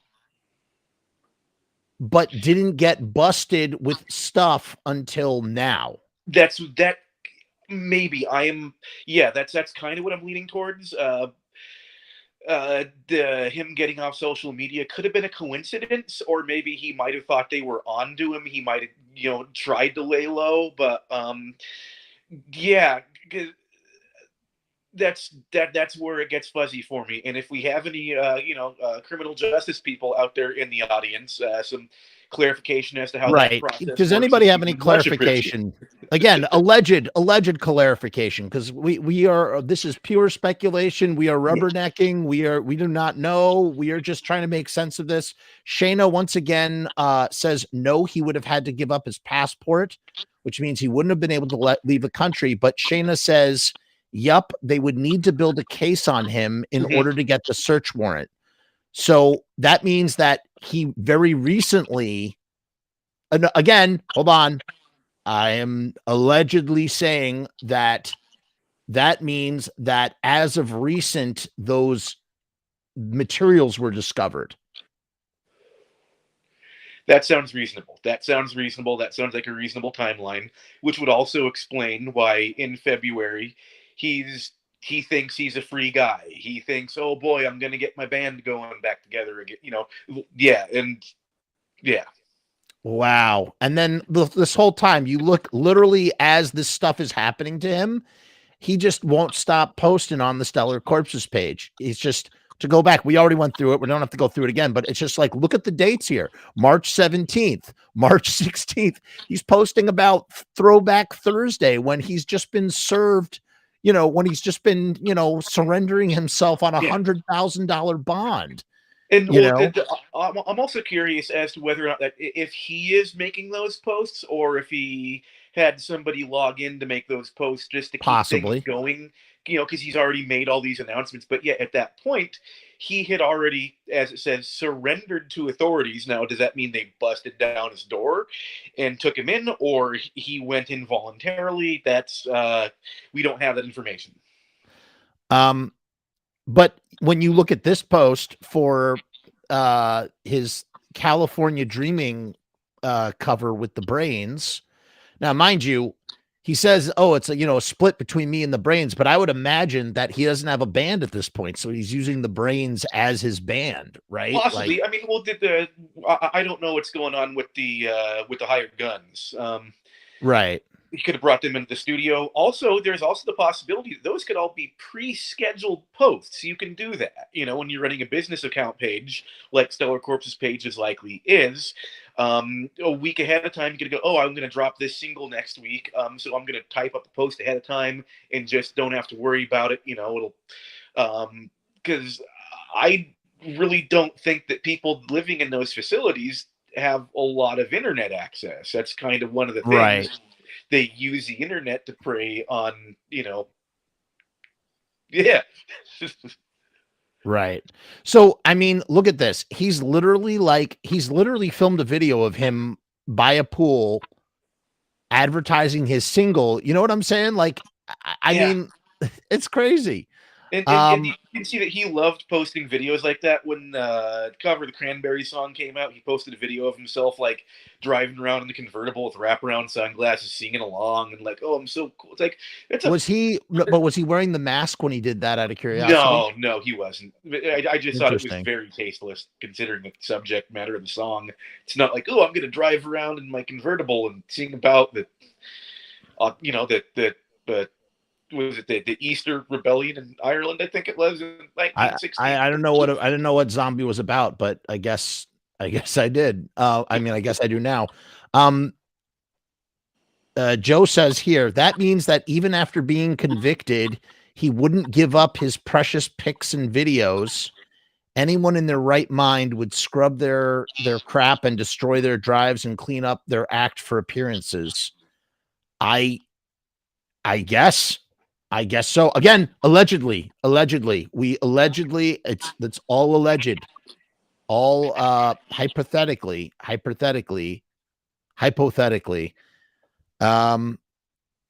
Here, Shayna says the following. Shayna, you've been very helpful with this.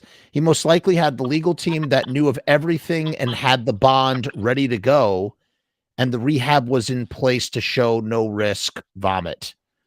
So this is all part of the master plan, although now he has deleted this Stellar Corpse page because... Well, somebody has, probably because it's leaked out the whole sort, the bust that happened back in August of 2020 has sort of, put a damper on whatever plans he had to do things, allegedly. Well, I know for a fact he was online because I'm going to say day and a half ago he had an exchange on Instagram. Did you see this with weird news? Okay, I saw something. Hold on. We're going to go to the Instagram right now. I have Instagram open. I was waiting for that. Hold on. We can X out some of this other stuff. We already did that. We already talked about that. You can X that out. Don't need that anymore. Here, I have all the posts out too for Facebook, but we'll get back to that in a second. We'll go to Instagram in 1 second. Joe says, man, if I had something like that hanging over my head, the last thing I'd be on my mind would be my band. I mean, I don't know. At the end of the day, it's like, dude must have really felt hopeful that he was going to beat this thing, or that he's going to beat this thing, and is like, okay, I guess I can do my band again because blah, blah, blah. So here we are. This is Instagram. Here's one post. I don't know that despite no longer being an active band. Okay, this is the Thirsty Crow band. Thirsty Crows want to publicly denounce the grotesque and sickening. That's now that's what I'd imagine we're going to start seeing. The statements are going to come pouring out, right? Well, the one I was talking about specifically, Matt Weir, he's a journalist in Santa Cruz, and he's a longtime friend of the band. He's known them all forever. Stand-up guy, love him. He made a post kind of calling out Dusty, just being like, hey, it was about that article that got posted like yesterday. And to summarize, he was basically saying, hey, why don't any of the people in this band talk to you anymore?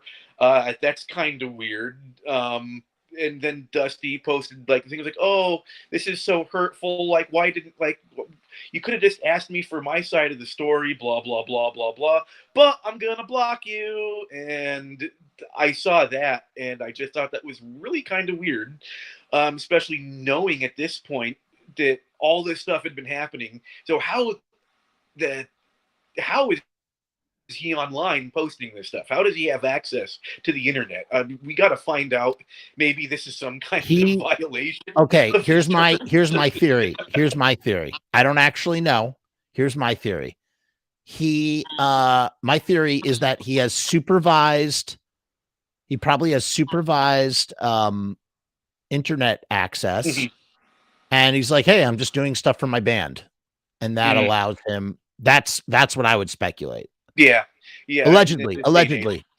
I mean, yeah, because I guess in this day and age, taking away the internet access from people is actually kind of a human right. So that's a even if they are terrible people, they still do have basic human rights. They just have to make sure that they're not allowed to DM anybody.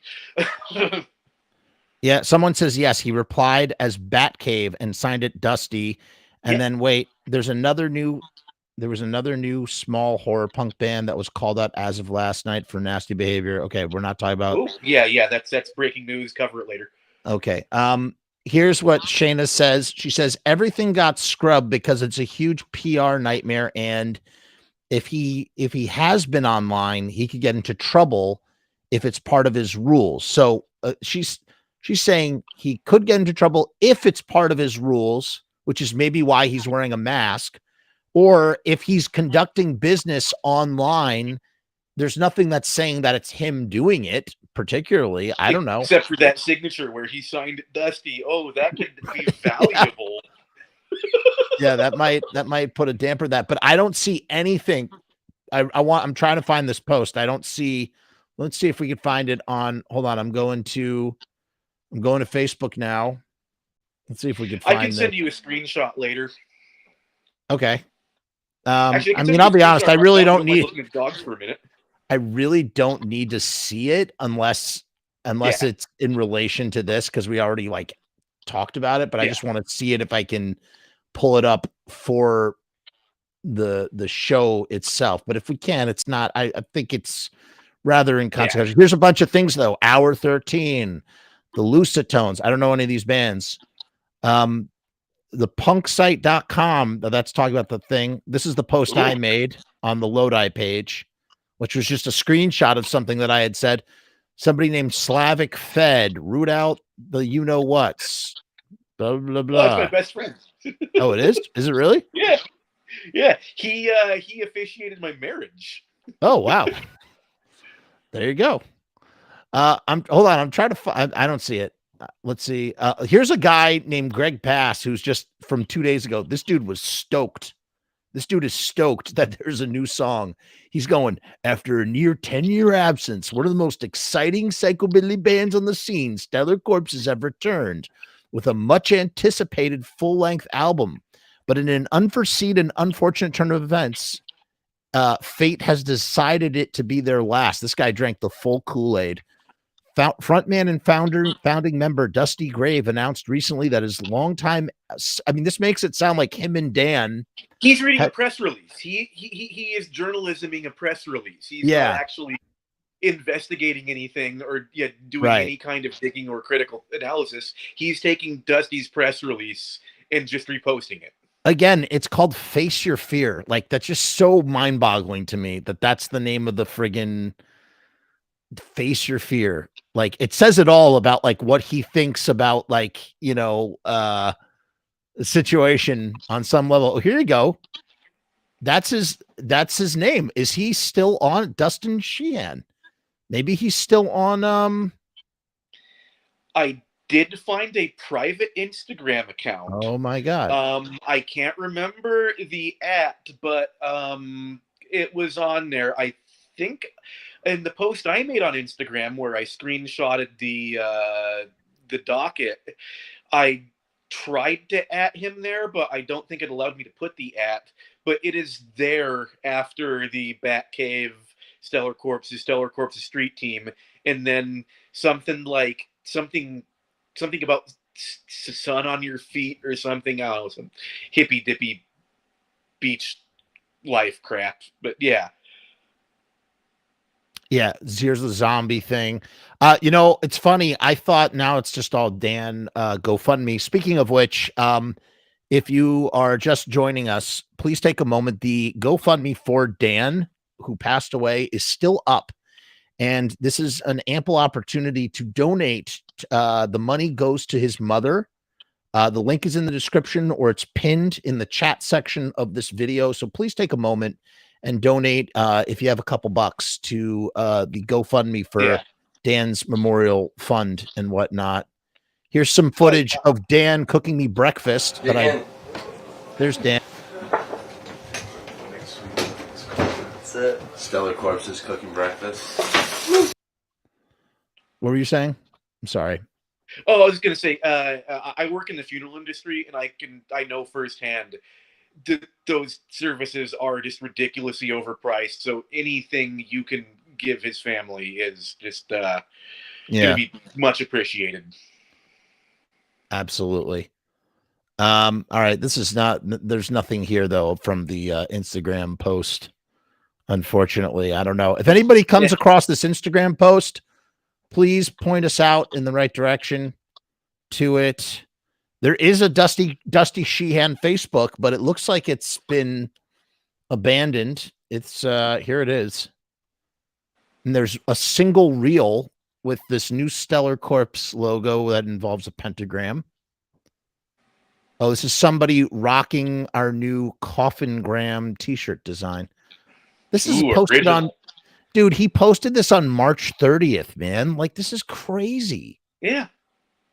This is so crazy. He's like out here, like peddling like new brand stuff. And it's like he's in a rehabilitation facility.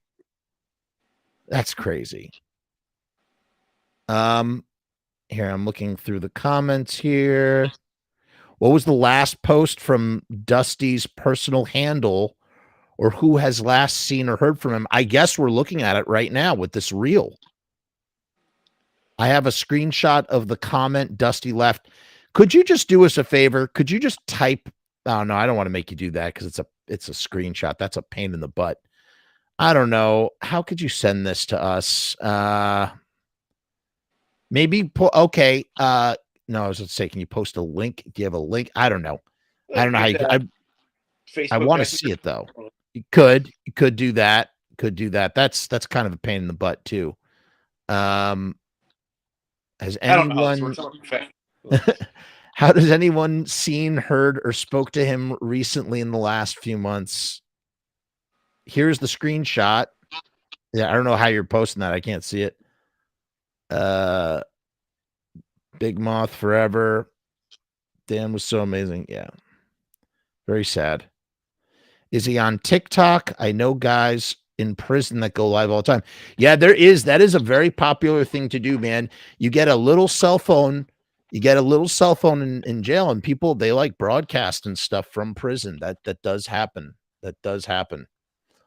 Here's an article. I don't know if this is from the punksite.com, and here's another sort of like thing. I mean, we've really kind of run out of gas here. We sort of said everything that needed to be said at this point. Stellar Corpses announced final album. Blah, blah, blah. Sorry, what were you going to say? I just cut you off again. Well, as far as like things, everything being said,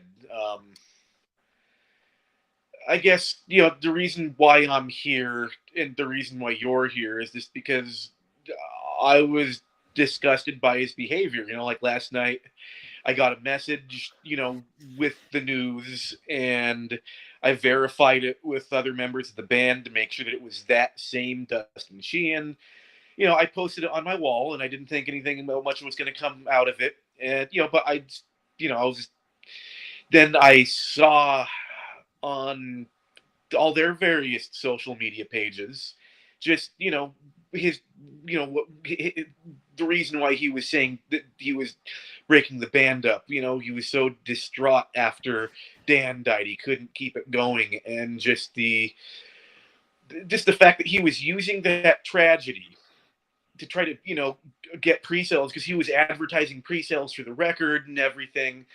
I was just completely disgusted by all of that, and I felt the need to go and, I guess, to start carpet bombing all of their social media accounts. So you kind of broke this. A little bit. I mean, other people had gotten the story before me, but I think I just beat him to the punch a little bit. You know, the Justice Gov thing was you, though? That came from you? Yeah. Wow. I made a post about it. Then David Merrill from Evelyn's Casket, who runs Robot Monster Records, he started reposting it. And yeah, and then while that was happening, you know, maybe like half an hour or an hour had gone by when I began to see all the other posts. And yeah, so I just started posting a screenshot, posting a link, replying to people, you know, who were talking about how excited they were about all this stuff. You know, or like, oh, hey, like, I lost this shirt. Where can I order this new shirt? And I'm like, don't order the shirt. Read this. So wait a minute. So you just did a Google search of his name, and that government link pulled up? Yeah. Yes. Holy I've been given a crap. screenshot of the link previous to that by Argyle, who was posting in there earlier. They gave me the link, and yeah, so then I knew they like, this says justice.gov at the top. This has to be like an official, you know, I have to be able to find the whole thing somewhere, because anybody can look at a screenshot and go, oh, that could be fake. Or, you know, I wanted to make sure that the full thing was out there, and not, I think I found like a Fox News article with the same thing, and I didn't, you know, for moral reasons, didn't want people to be, you know, linking to that one. So yeah, I spent probably an hour and a half. It was kind of a surreal experience, because I couldn't talk to anybody about it. I was sitting in my friend's living room while all the lights were off. He was tripping on mushrooms and watching Mad God. I didn't want to tell him about what's going on, because I did not want to ruin what he was experiencing. Crazy movie. And, yeah, so then I started talking to other people. Some people started messaging me saying, like, you know, there were multiple people who were like, are you just now hearing about Dusty? And I was like, I speculatively had heard some things in the past, but nobody could say anything because there was never any hard evidence. And he comes from, and you know what's funny? memes. You know what's funny about that is that's so true about what you're saying too. It's like, you, even if when you know or you hear something, you still, there's no concrete evidence to sort of, bolster a solid foundation for any kind of accusation, what have you, that sort of thing. And it's, I think more people knew about his behavior. I don't know about the specifics of what was listed in the docket with the materials on his electronic devices, allegedly. But I think that, and it's not just in this scene, and it's not just isolated with him, because, you know, everybody knows that guy in his 40s hanging out with teenagers, buying them drinks, and it's not, yeah, but it happens all the time. I don't know a single femme presenting person who hasn't been propositioned or, you know, it incredibly young ages by, you know, people who everybody knows, and they all just kind of let it go. And I feel like the older people get, because it's not just isolated to Gen X right now, because it's not just dudes in their 10 years from now, there's going to be the same stuff happening with our current generation, because there's all these people who talk themselves into thinking it's okay to date teenagers because they're so impressionable, but they'll be like, oh, I have this amazing connection with you. You're not like the other girls. And if anybody ever hears anything like that, those are red flags, and tell everybody. Sorry, I just got really kind of upset. That's you know, because, you know, people in my life have had really bad things happen to them by the allegedly Dusties of the world out there. He before he got off all his social medias, he was posting pictures with his 18-year-old girlfriend. Like nobody's gonna say anything. Like, he's twice, like, what could you possibly have in common with an 18-year-old when you are 40? Like, it's, yeah. So there's way too much of it going on, and you have to, when you see this kind of behavior, you can't just let it slide. You know, you have to confront these people, but like, you also, it's more important, I think, to talk with the younger people who could potentially be victimized by this, because with this scene, we have all ages shows that are great. It's a beautiful thing. Like, I love playing and seeing kids running around in the pit. Like, I played a show a week or two ago, and it was some kid's first mosh pit, and their mom taped it, and it was fucking beautiful. You're watching this kid getting, you know, thrown around in the pit, and they're having a great time. We have to, you know, these kids, they do need guidance. They do need to have a safe space where they can exist and grow. Otherwise, these scenes die if there's not a new generation of people coming up to, you know, pick it up as we get old and sciatic nerve pain. But that's where you have people hiding and waiting to prey on these people. You know, like my wife was telling me when her best friend was 16, you know, and there was some 35-year-old guy just always around and just being weird, but people in the scene didn't think any of it. It was normal, and it's, trying not to swear because algorithms. Thank you very much, Mr. YouTube, for not letting me cuss, but letting people think it's okay to, you know, sell nutritional supplements that don't do anything. And yeah, anyways, but yeah, so that was, I've just been kind of saving that this whole time.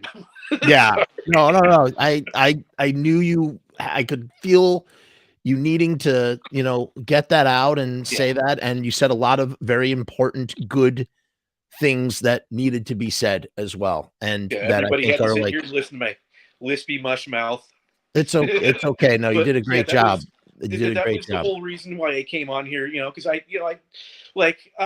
enjoy your show. I think it's great. I think you're providing a valuable service, because, you know, we need documentarian type people out there, you know, just having conversations. But, you know, I didn't want to come on and just do a bunch of color commentary and stuff, even though I wound up doing it because I can't help myself. I mean, listen, I think we've been very honest and transparent about, like, the fact that, like, we're sitting here, we're kind of impartial. At least I'm incredibly impartial because I'm so far removed from all of this. But, you know, we're talking about it while acknowledging that this is rubbernecking. At least I keep trying to I'm trying to keep myself honest here about what, literally be like, I mean, come on. We're doing a morning zoo a little bit, you know. It's a little bit of, this is a morning zoo. That cannot be denied. But, you know, yeah, like, it's crazy that, like, this dude, you know, what's really sort of, I guess what's really shocking is just the what's the hubris. I mean, just the incredible amount of hubris which comes with narcissism. And I've seen it again. I've seen it. Not only have I seen it, I've seen it in the horror punk community, particularly. I could write books I could write an oceans of volumes about this subject, with all that I've witnessed and gleaned and seen. I mean, it's just really insane. There's something about, I don't know if it's musicians or horror punk musicians in particular, but there's something in the water sometimes. And sometimes things just goes to people's heads and whatnot. And I mean, listen, we've heard about, I did a whole episode. Like I said, we've done, this is not the first very special episode we've had on the Frumess channel. No, hopefully it'll be the last, at least for a very long time. Oh, there could be others. I mean, I'm not saying that there would be others. I'm saying there's plenty. There's so much. It's statistical inevitability. This is just scratching the surface. This is just scratching the surface. It's just nutty things. But, again, going back to this, notion of like, what you can say versus what you may know, what you may have knowledge of, but you can't substantiate or whatever. There's so much gray area that it becomes, you need something like a very official docket, like what came out today, before you could even publicly feel comfortable talking about this stuff. So, or if a 16-year-old girl comes forward and confirms something terrible that happened to her at a horror punk festival 10 years prior, it's very easy to, talk about those things. Like, you know what I mean? Like, it's harder when there is no, when there's no way to, what's it called? Verify or substantiate. So, yeah, I don't know. And especially when people protect each other, they will defend, abhorrent behavior, and they look out for each other. Here's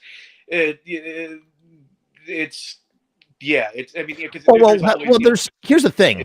There's open secrets, but the problem is, and I can tell you, I will speak to this personally, because this has been my personal experience, where you hear something that's second or even third-hand information, and whether it's true or not, you can't go on second or third-hand information. Yeah.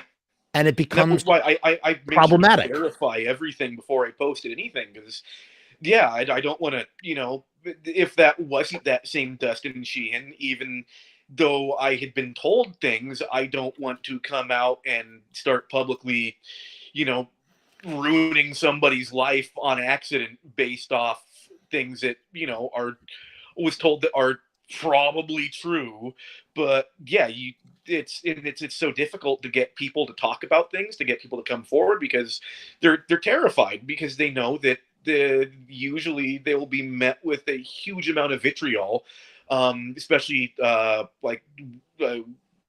people of color, the queer community, everybody. If anybody comes up and says, hey, something bad is happening, you'll get cannibalistic human underground dwellers from Fortune and doing weaponized assaults on them. And there's Gamergate is an indication of it. Those cannibalistic humanoid underground dwellers, they are the worst. They are the worst. I just want to, it starts with a D and ends with a rummer, but yeah. What is this Megan's Law? I'm not familiar with Megan's Law, so I'm reading it right now. And it says, is the name of a federal law that requiring law enforcement authorities to make information available to the public regarding registered offenders of the you-know-what kind. Laws were created in response to the murder of Megan Kanka. Okay. All right. So I guess this is part of, I guess this is kind of like Megan's Law sort of stuff. Yeah, if we're talking about it. It's disclosures of information for public safety, and I don't want to go off on too big of a tangent right now, but I would venture to guess that there are probably people out there in specific political parties who would probably love to see that kind of stuff go away. But that's a topic for a different conversation. Right. But why? Why would you want that? It's just for the public good. Oh, it's big government overreach, and it's the party of little government. Yeah. Well, Yeah. That's ridiculous. I really Yeah. want to find this Instagram post. I can't find it, man. I tried. Oh, Maybe it's I'll send you a screenshot. You can post send me a it. screenshot, I guess. Is there anything else? First of all, Joe says, okay, Joe is saying, stop saying you're rubbernecking. It's current events and you're a journalist of this scene. It's a tough subject and it's not fun for you to cover, I'm sure, but good for you for having the balls to do so. Thank you, Joe. I don't want to, I can't take that much credit, but thank you. I appreciate it. For legal reasons, we do have to state things like this that. Is all alleged. Yeah, this is all alleged. This is entertainment. No one would take anything we have to say seriously. This is all for entertainment purposes. This is completely alleged. And while you're here, if you're just joining us, please take a moment and donate to the fund for Dan, who tragically passed away. The GoFundMe is right here. Link is in the description. The money goes directly to his mother. So it's to a good cause. They've exceeded their goal, but it's still open, which means you can still donate. You don't have to make it public. You could do it anonymous. Anonymous is great. Just do it. There's no monetary value that you can assign to, the loss of a beloved member of the community and how that affects their family and everyone surrounding them. It's not like, oh, they reached their goal, I don't need to put anything in. If you can, please do. Yeah. So take a moment. It's the link is pinned, and just be aware that there is a GoFundMe for Dan that's still opening. Is there any other I mean, listen, we're kicking 2 hours now. I think we've said everything there's to say. It's not as long as the Dr. Chud one, which was 3.5 hours, and I didn't have anybody to talk to. I just I was like blah, blah, blah, blah, blah, blah, blah, blah. But is there any other, if you have something you want to say it now in the chat and we'll wrap this thing up. I want to thank Kelly so much for at the last possible minute of a show that was literally decided on in the last possible minute. And you know what? I think we did a good job. I think we weren't too exploitative. We were on the nose. We were, Shayna, thank you so much. Thank you for your help clarifying. I also want to thank Randy Moore from the band Stellar Corpses for clarifying some stuff. I think it was good. It would have been asking a lot to have any member of the band involved in this thing. And I can't imagine how painful or upsetting it would be to even have to talk about this stuff. But as someone who was associated with the band and wanting to represent the former members, how they want to be represented in regards to this stuff, because it's a weird thing. They're technically removed. Like, they left the band, right? They left the band years before this stuff comes to light, but yet they're tied to the band. Yeah. It's tied to their legacy in some way, shape, or form. So for them to speak and clarify for us, it's appreciated, right? Yeah. I want to thank Argyle for tipping me off to this. You made all this happen. I know you got your information from some people. They know who they are.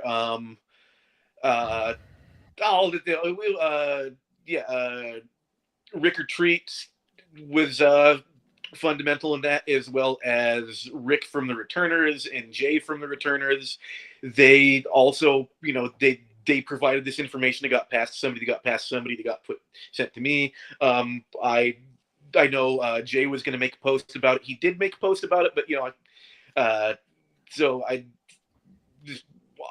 I'm glad that you told me about this so that we could really get it out there. David for really boosting the hell out of it. It was you guys, y'all really helped make this happen, whatever this is that happened. Randy is requesting, first Randy says, I can't speak for everyone, but we have stood in solidarity against Dusty for a while now. And Randy from the Stellar Corpses, he was a guitarist in the Stellar Corpses, is asking anybody who's watching, please donate to the GoFundMe if you can. Link is in the description. Dan's legacy goes beyond this band and this monster. That's absolutely true. It's absolutely true. And you know, Randy, not that it's your obligation to do so, not that it's not anybody's, it's not Emilio's obligation, it's not Kyle's, but I hope that you guys find some way to, you know, maybe carry that torch for Dan, who can't do it for himself. Because that's the other tragedy. It's like, you guys are off doing your stuff and putting Stellar Corpses behind you now, but Dan has passed away. And yes, Stellar Corpses. Okay, so Stellar Corpses is not the only thing that defines Dan. As we mentioned, he's, you know, fireman, and he had a hair barber business and all these things, and, you know, whatever. But like, there's a huge part of his legacy that is tarnished in that way. And I hope maybe in some way, shape, or form, you know, I hope that you guys find a way to continue to honor your friend in a way that doesn't reflect on that sort of stuff. I believe that I don't think that Dusty was the Stellar Corpses. He tried to be Stellar Corpses. I feel like it's I mentioned this earlier about, like, a lot of this. He wrote a lot of really weird misogynistic lyrics. Talk about that a little bit. A second. Anytime, like, there was a song about a woman, it was usually about being in control and overpowering her. But that stuff just... So there's a cool trick if you have an audio editing program where you can put the tracks together, then change the phase, and it cuts basically the whole center channel out, which is usually where all the vocals are. So if you want to just do that to your Stellar Corpses tracks and just rock out to the instruments. Yeah, it is kind of a bummer that his friggin' vocals are on every track. It's like, you got to single. It's so subjective, man. It's hard. It's really, really hard. It's those other guys in the band, they carried it. And Dan was the dad of the band. He kept everything going. He was, I didn't know him as well as a lot of people did, but the memories that I have, he was just a great guy. When they'd stay at my house, we used to stay up until like 4 or 5 in the morning just bullshitting. Sorry. And that's okay.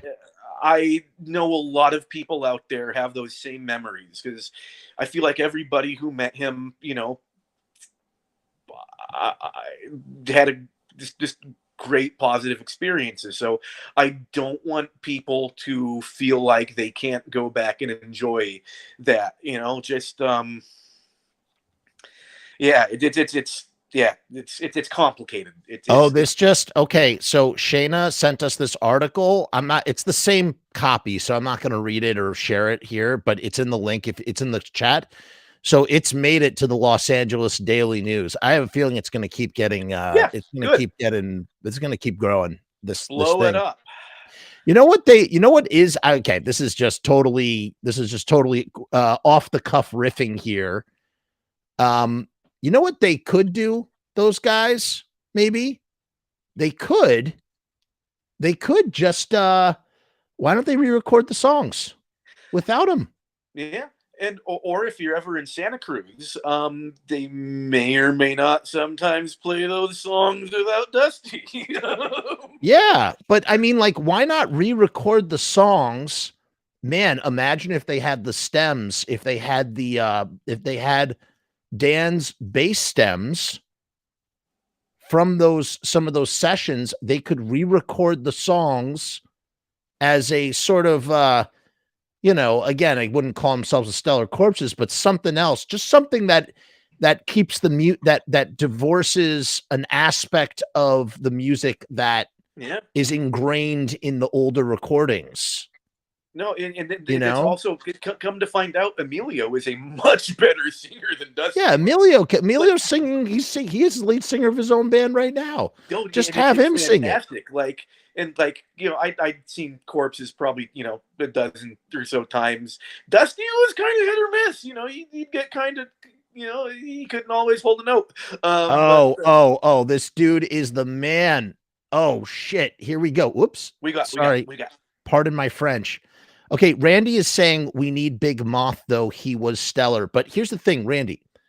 And obviously that we're just speculating, whatever, what have you. Whatever. All I'm saying is maybe you guys get a hold of the stems somehow, or isolate the bass stems. Do something that, assuming that you would even want to. Maybe you don't want to. I'm just saying. I'm speaking off the top of my head here. Do something that allows you to, in light of the fact that which is the title of this video, which is that allegedly Dusty has ruined and destroyed the Stellar Corpses and their legacy and everything, that you guys find a way to rename yourself, and as a recording project, whether you want to be a band or not, as a recording project, that you re-record these songs with Dan's stems, or isolate Dan's bass lines, and rebuild it as like a digital monument to your friend. That just take that with whatever, take that and run with it, or don't. Yes, Joe, maybe Dusty wrote the lyrics, but again, it's not about changing the lyrics. It's just about taking Dusty's voice off the song. That's all. Take his voice off the song and re-record it in some way. I don't know. Well, and yeah, that's and also I don't think you wrote all the lyrics either. But okay. but that's I don't know if that's all necessary. It's none of it. None of it is necessary. None of it is necessary. It's totally just, it's riffing off the top of my head. Randy says, we'll do everything we can to keep Moth's legacy alive. Of course. I'm just saying that, I'm just thinking in my head, I'm thinking about the fact that, when they came to do Rock and Roll Cooking with Sal B, they gave me that Dead Star Drive-In record on blue vinyl, and I love it. Yeah. And I'm just thinking about man, I don't know how I really want to listen to it right now. They in light of everything. Name in the notes. No. Oh no. Shout out to Kevin Friedman and to someone else. I don't know who the other person who's saying I had the screenshot, unless this is Kevin on Facebook. That's your YouTube handle, is AKIFU whatever. Here's that Instagram post. Here it is. Ready? Oh, where Dusty's so sad and victimized. Here's the post. We have the post now. Thank you for doing that, Kevin. All right, this is from Weird Journalism. Wow, really? This is from 22 hours ago, or at least 22 hours from when this was screenshotted, maybe.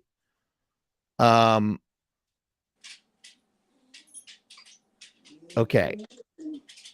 It says, Weird Journalism says, wow, really? This is what you're going with. Maybe fans shouldn't be asking why they haven't seen, or maybe fans should be asking why they haven't seen Dan, Emilio, or Kyle on any of the shows or releases since 2019. Using an ex-friend, and I guess Randy too, right? Randy's involved in that.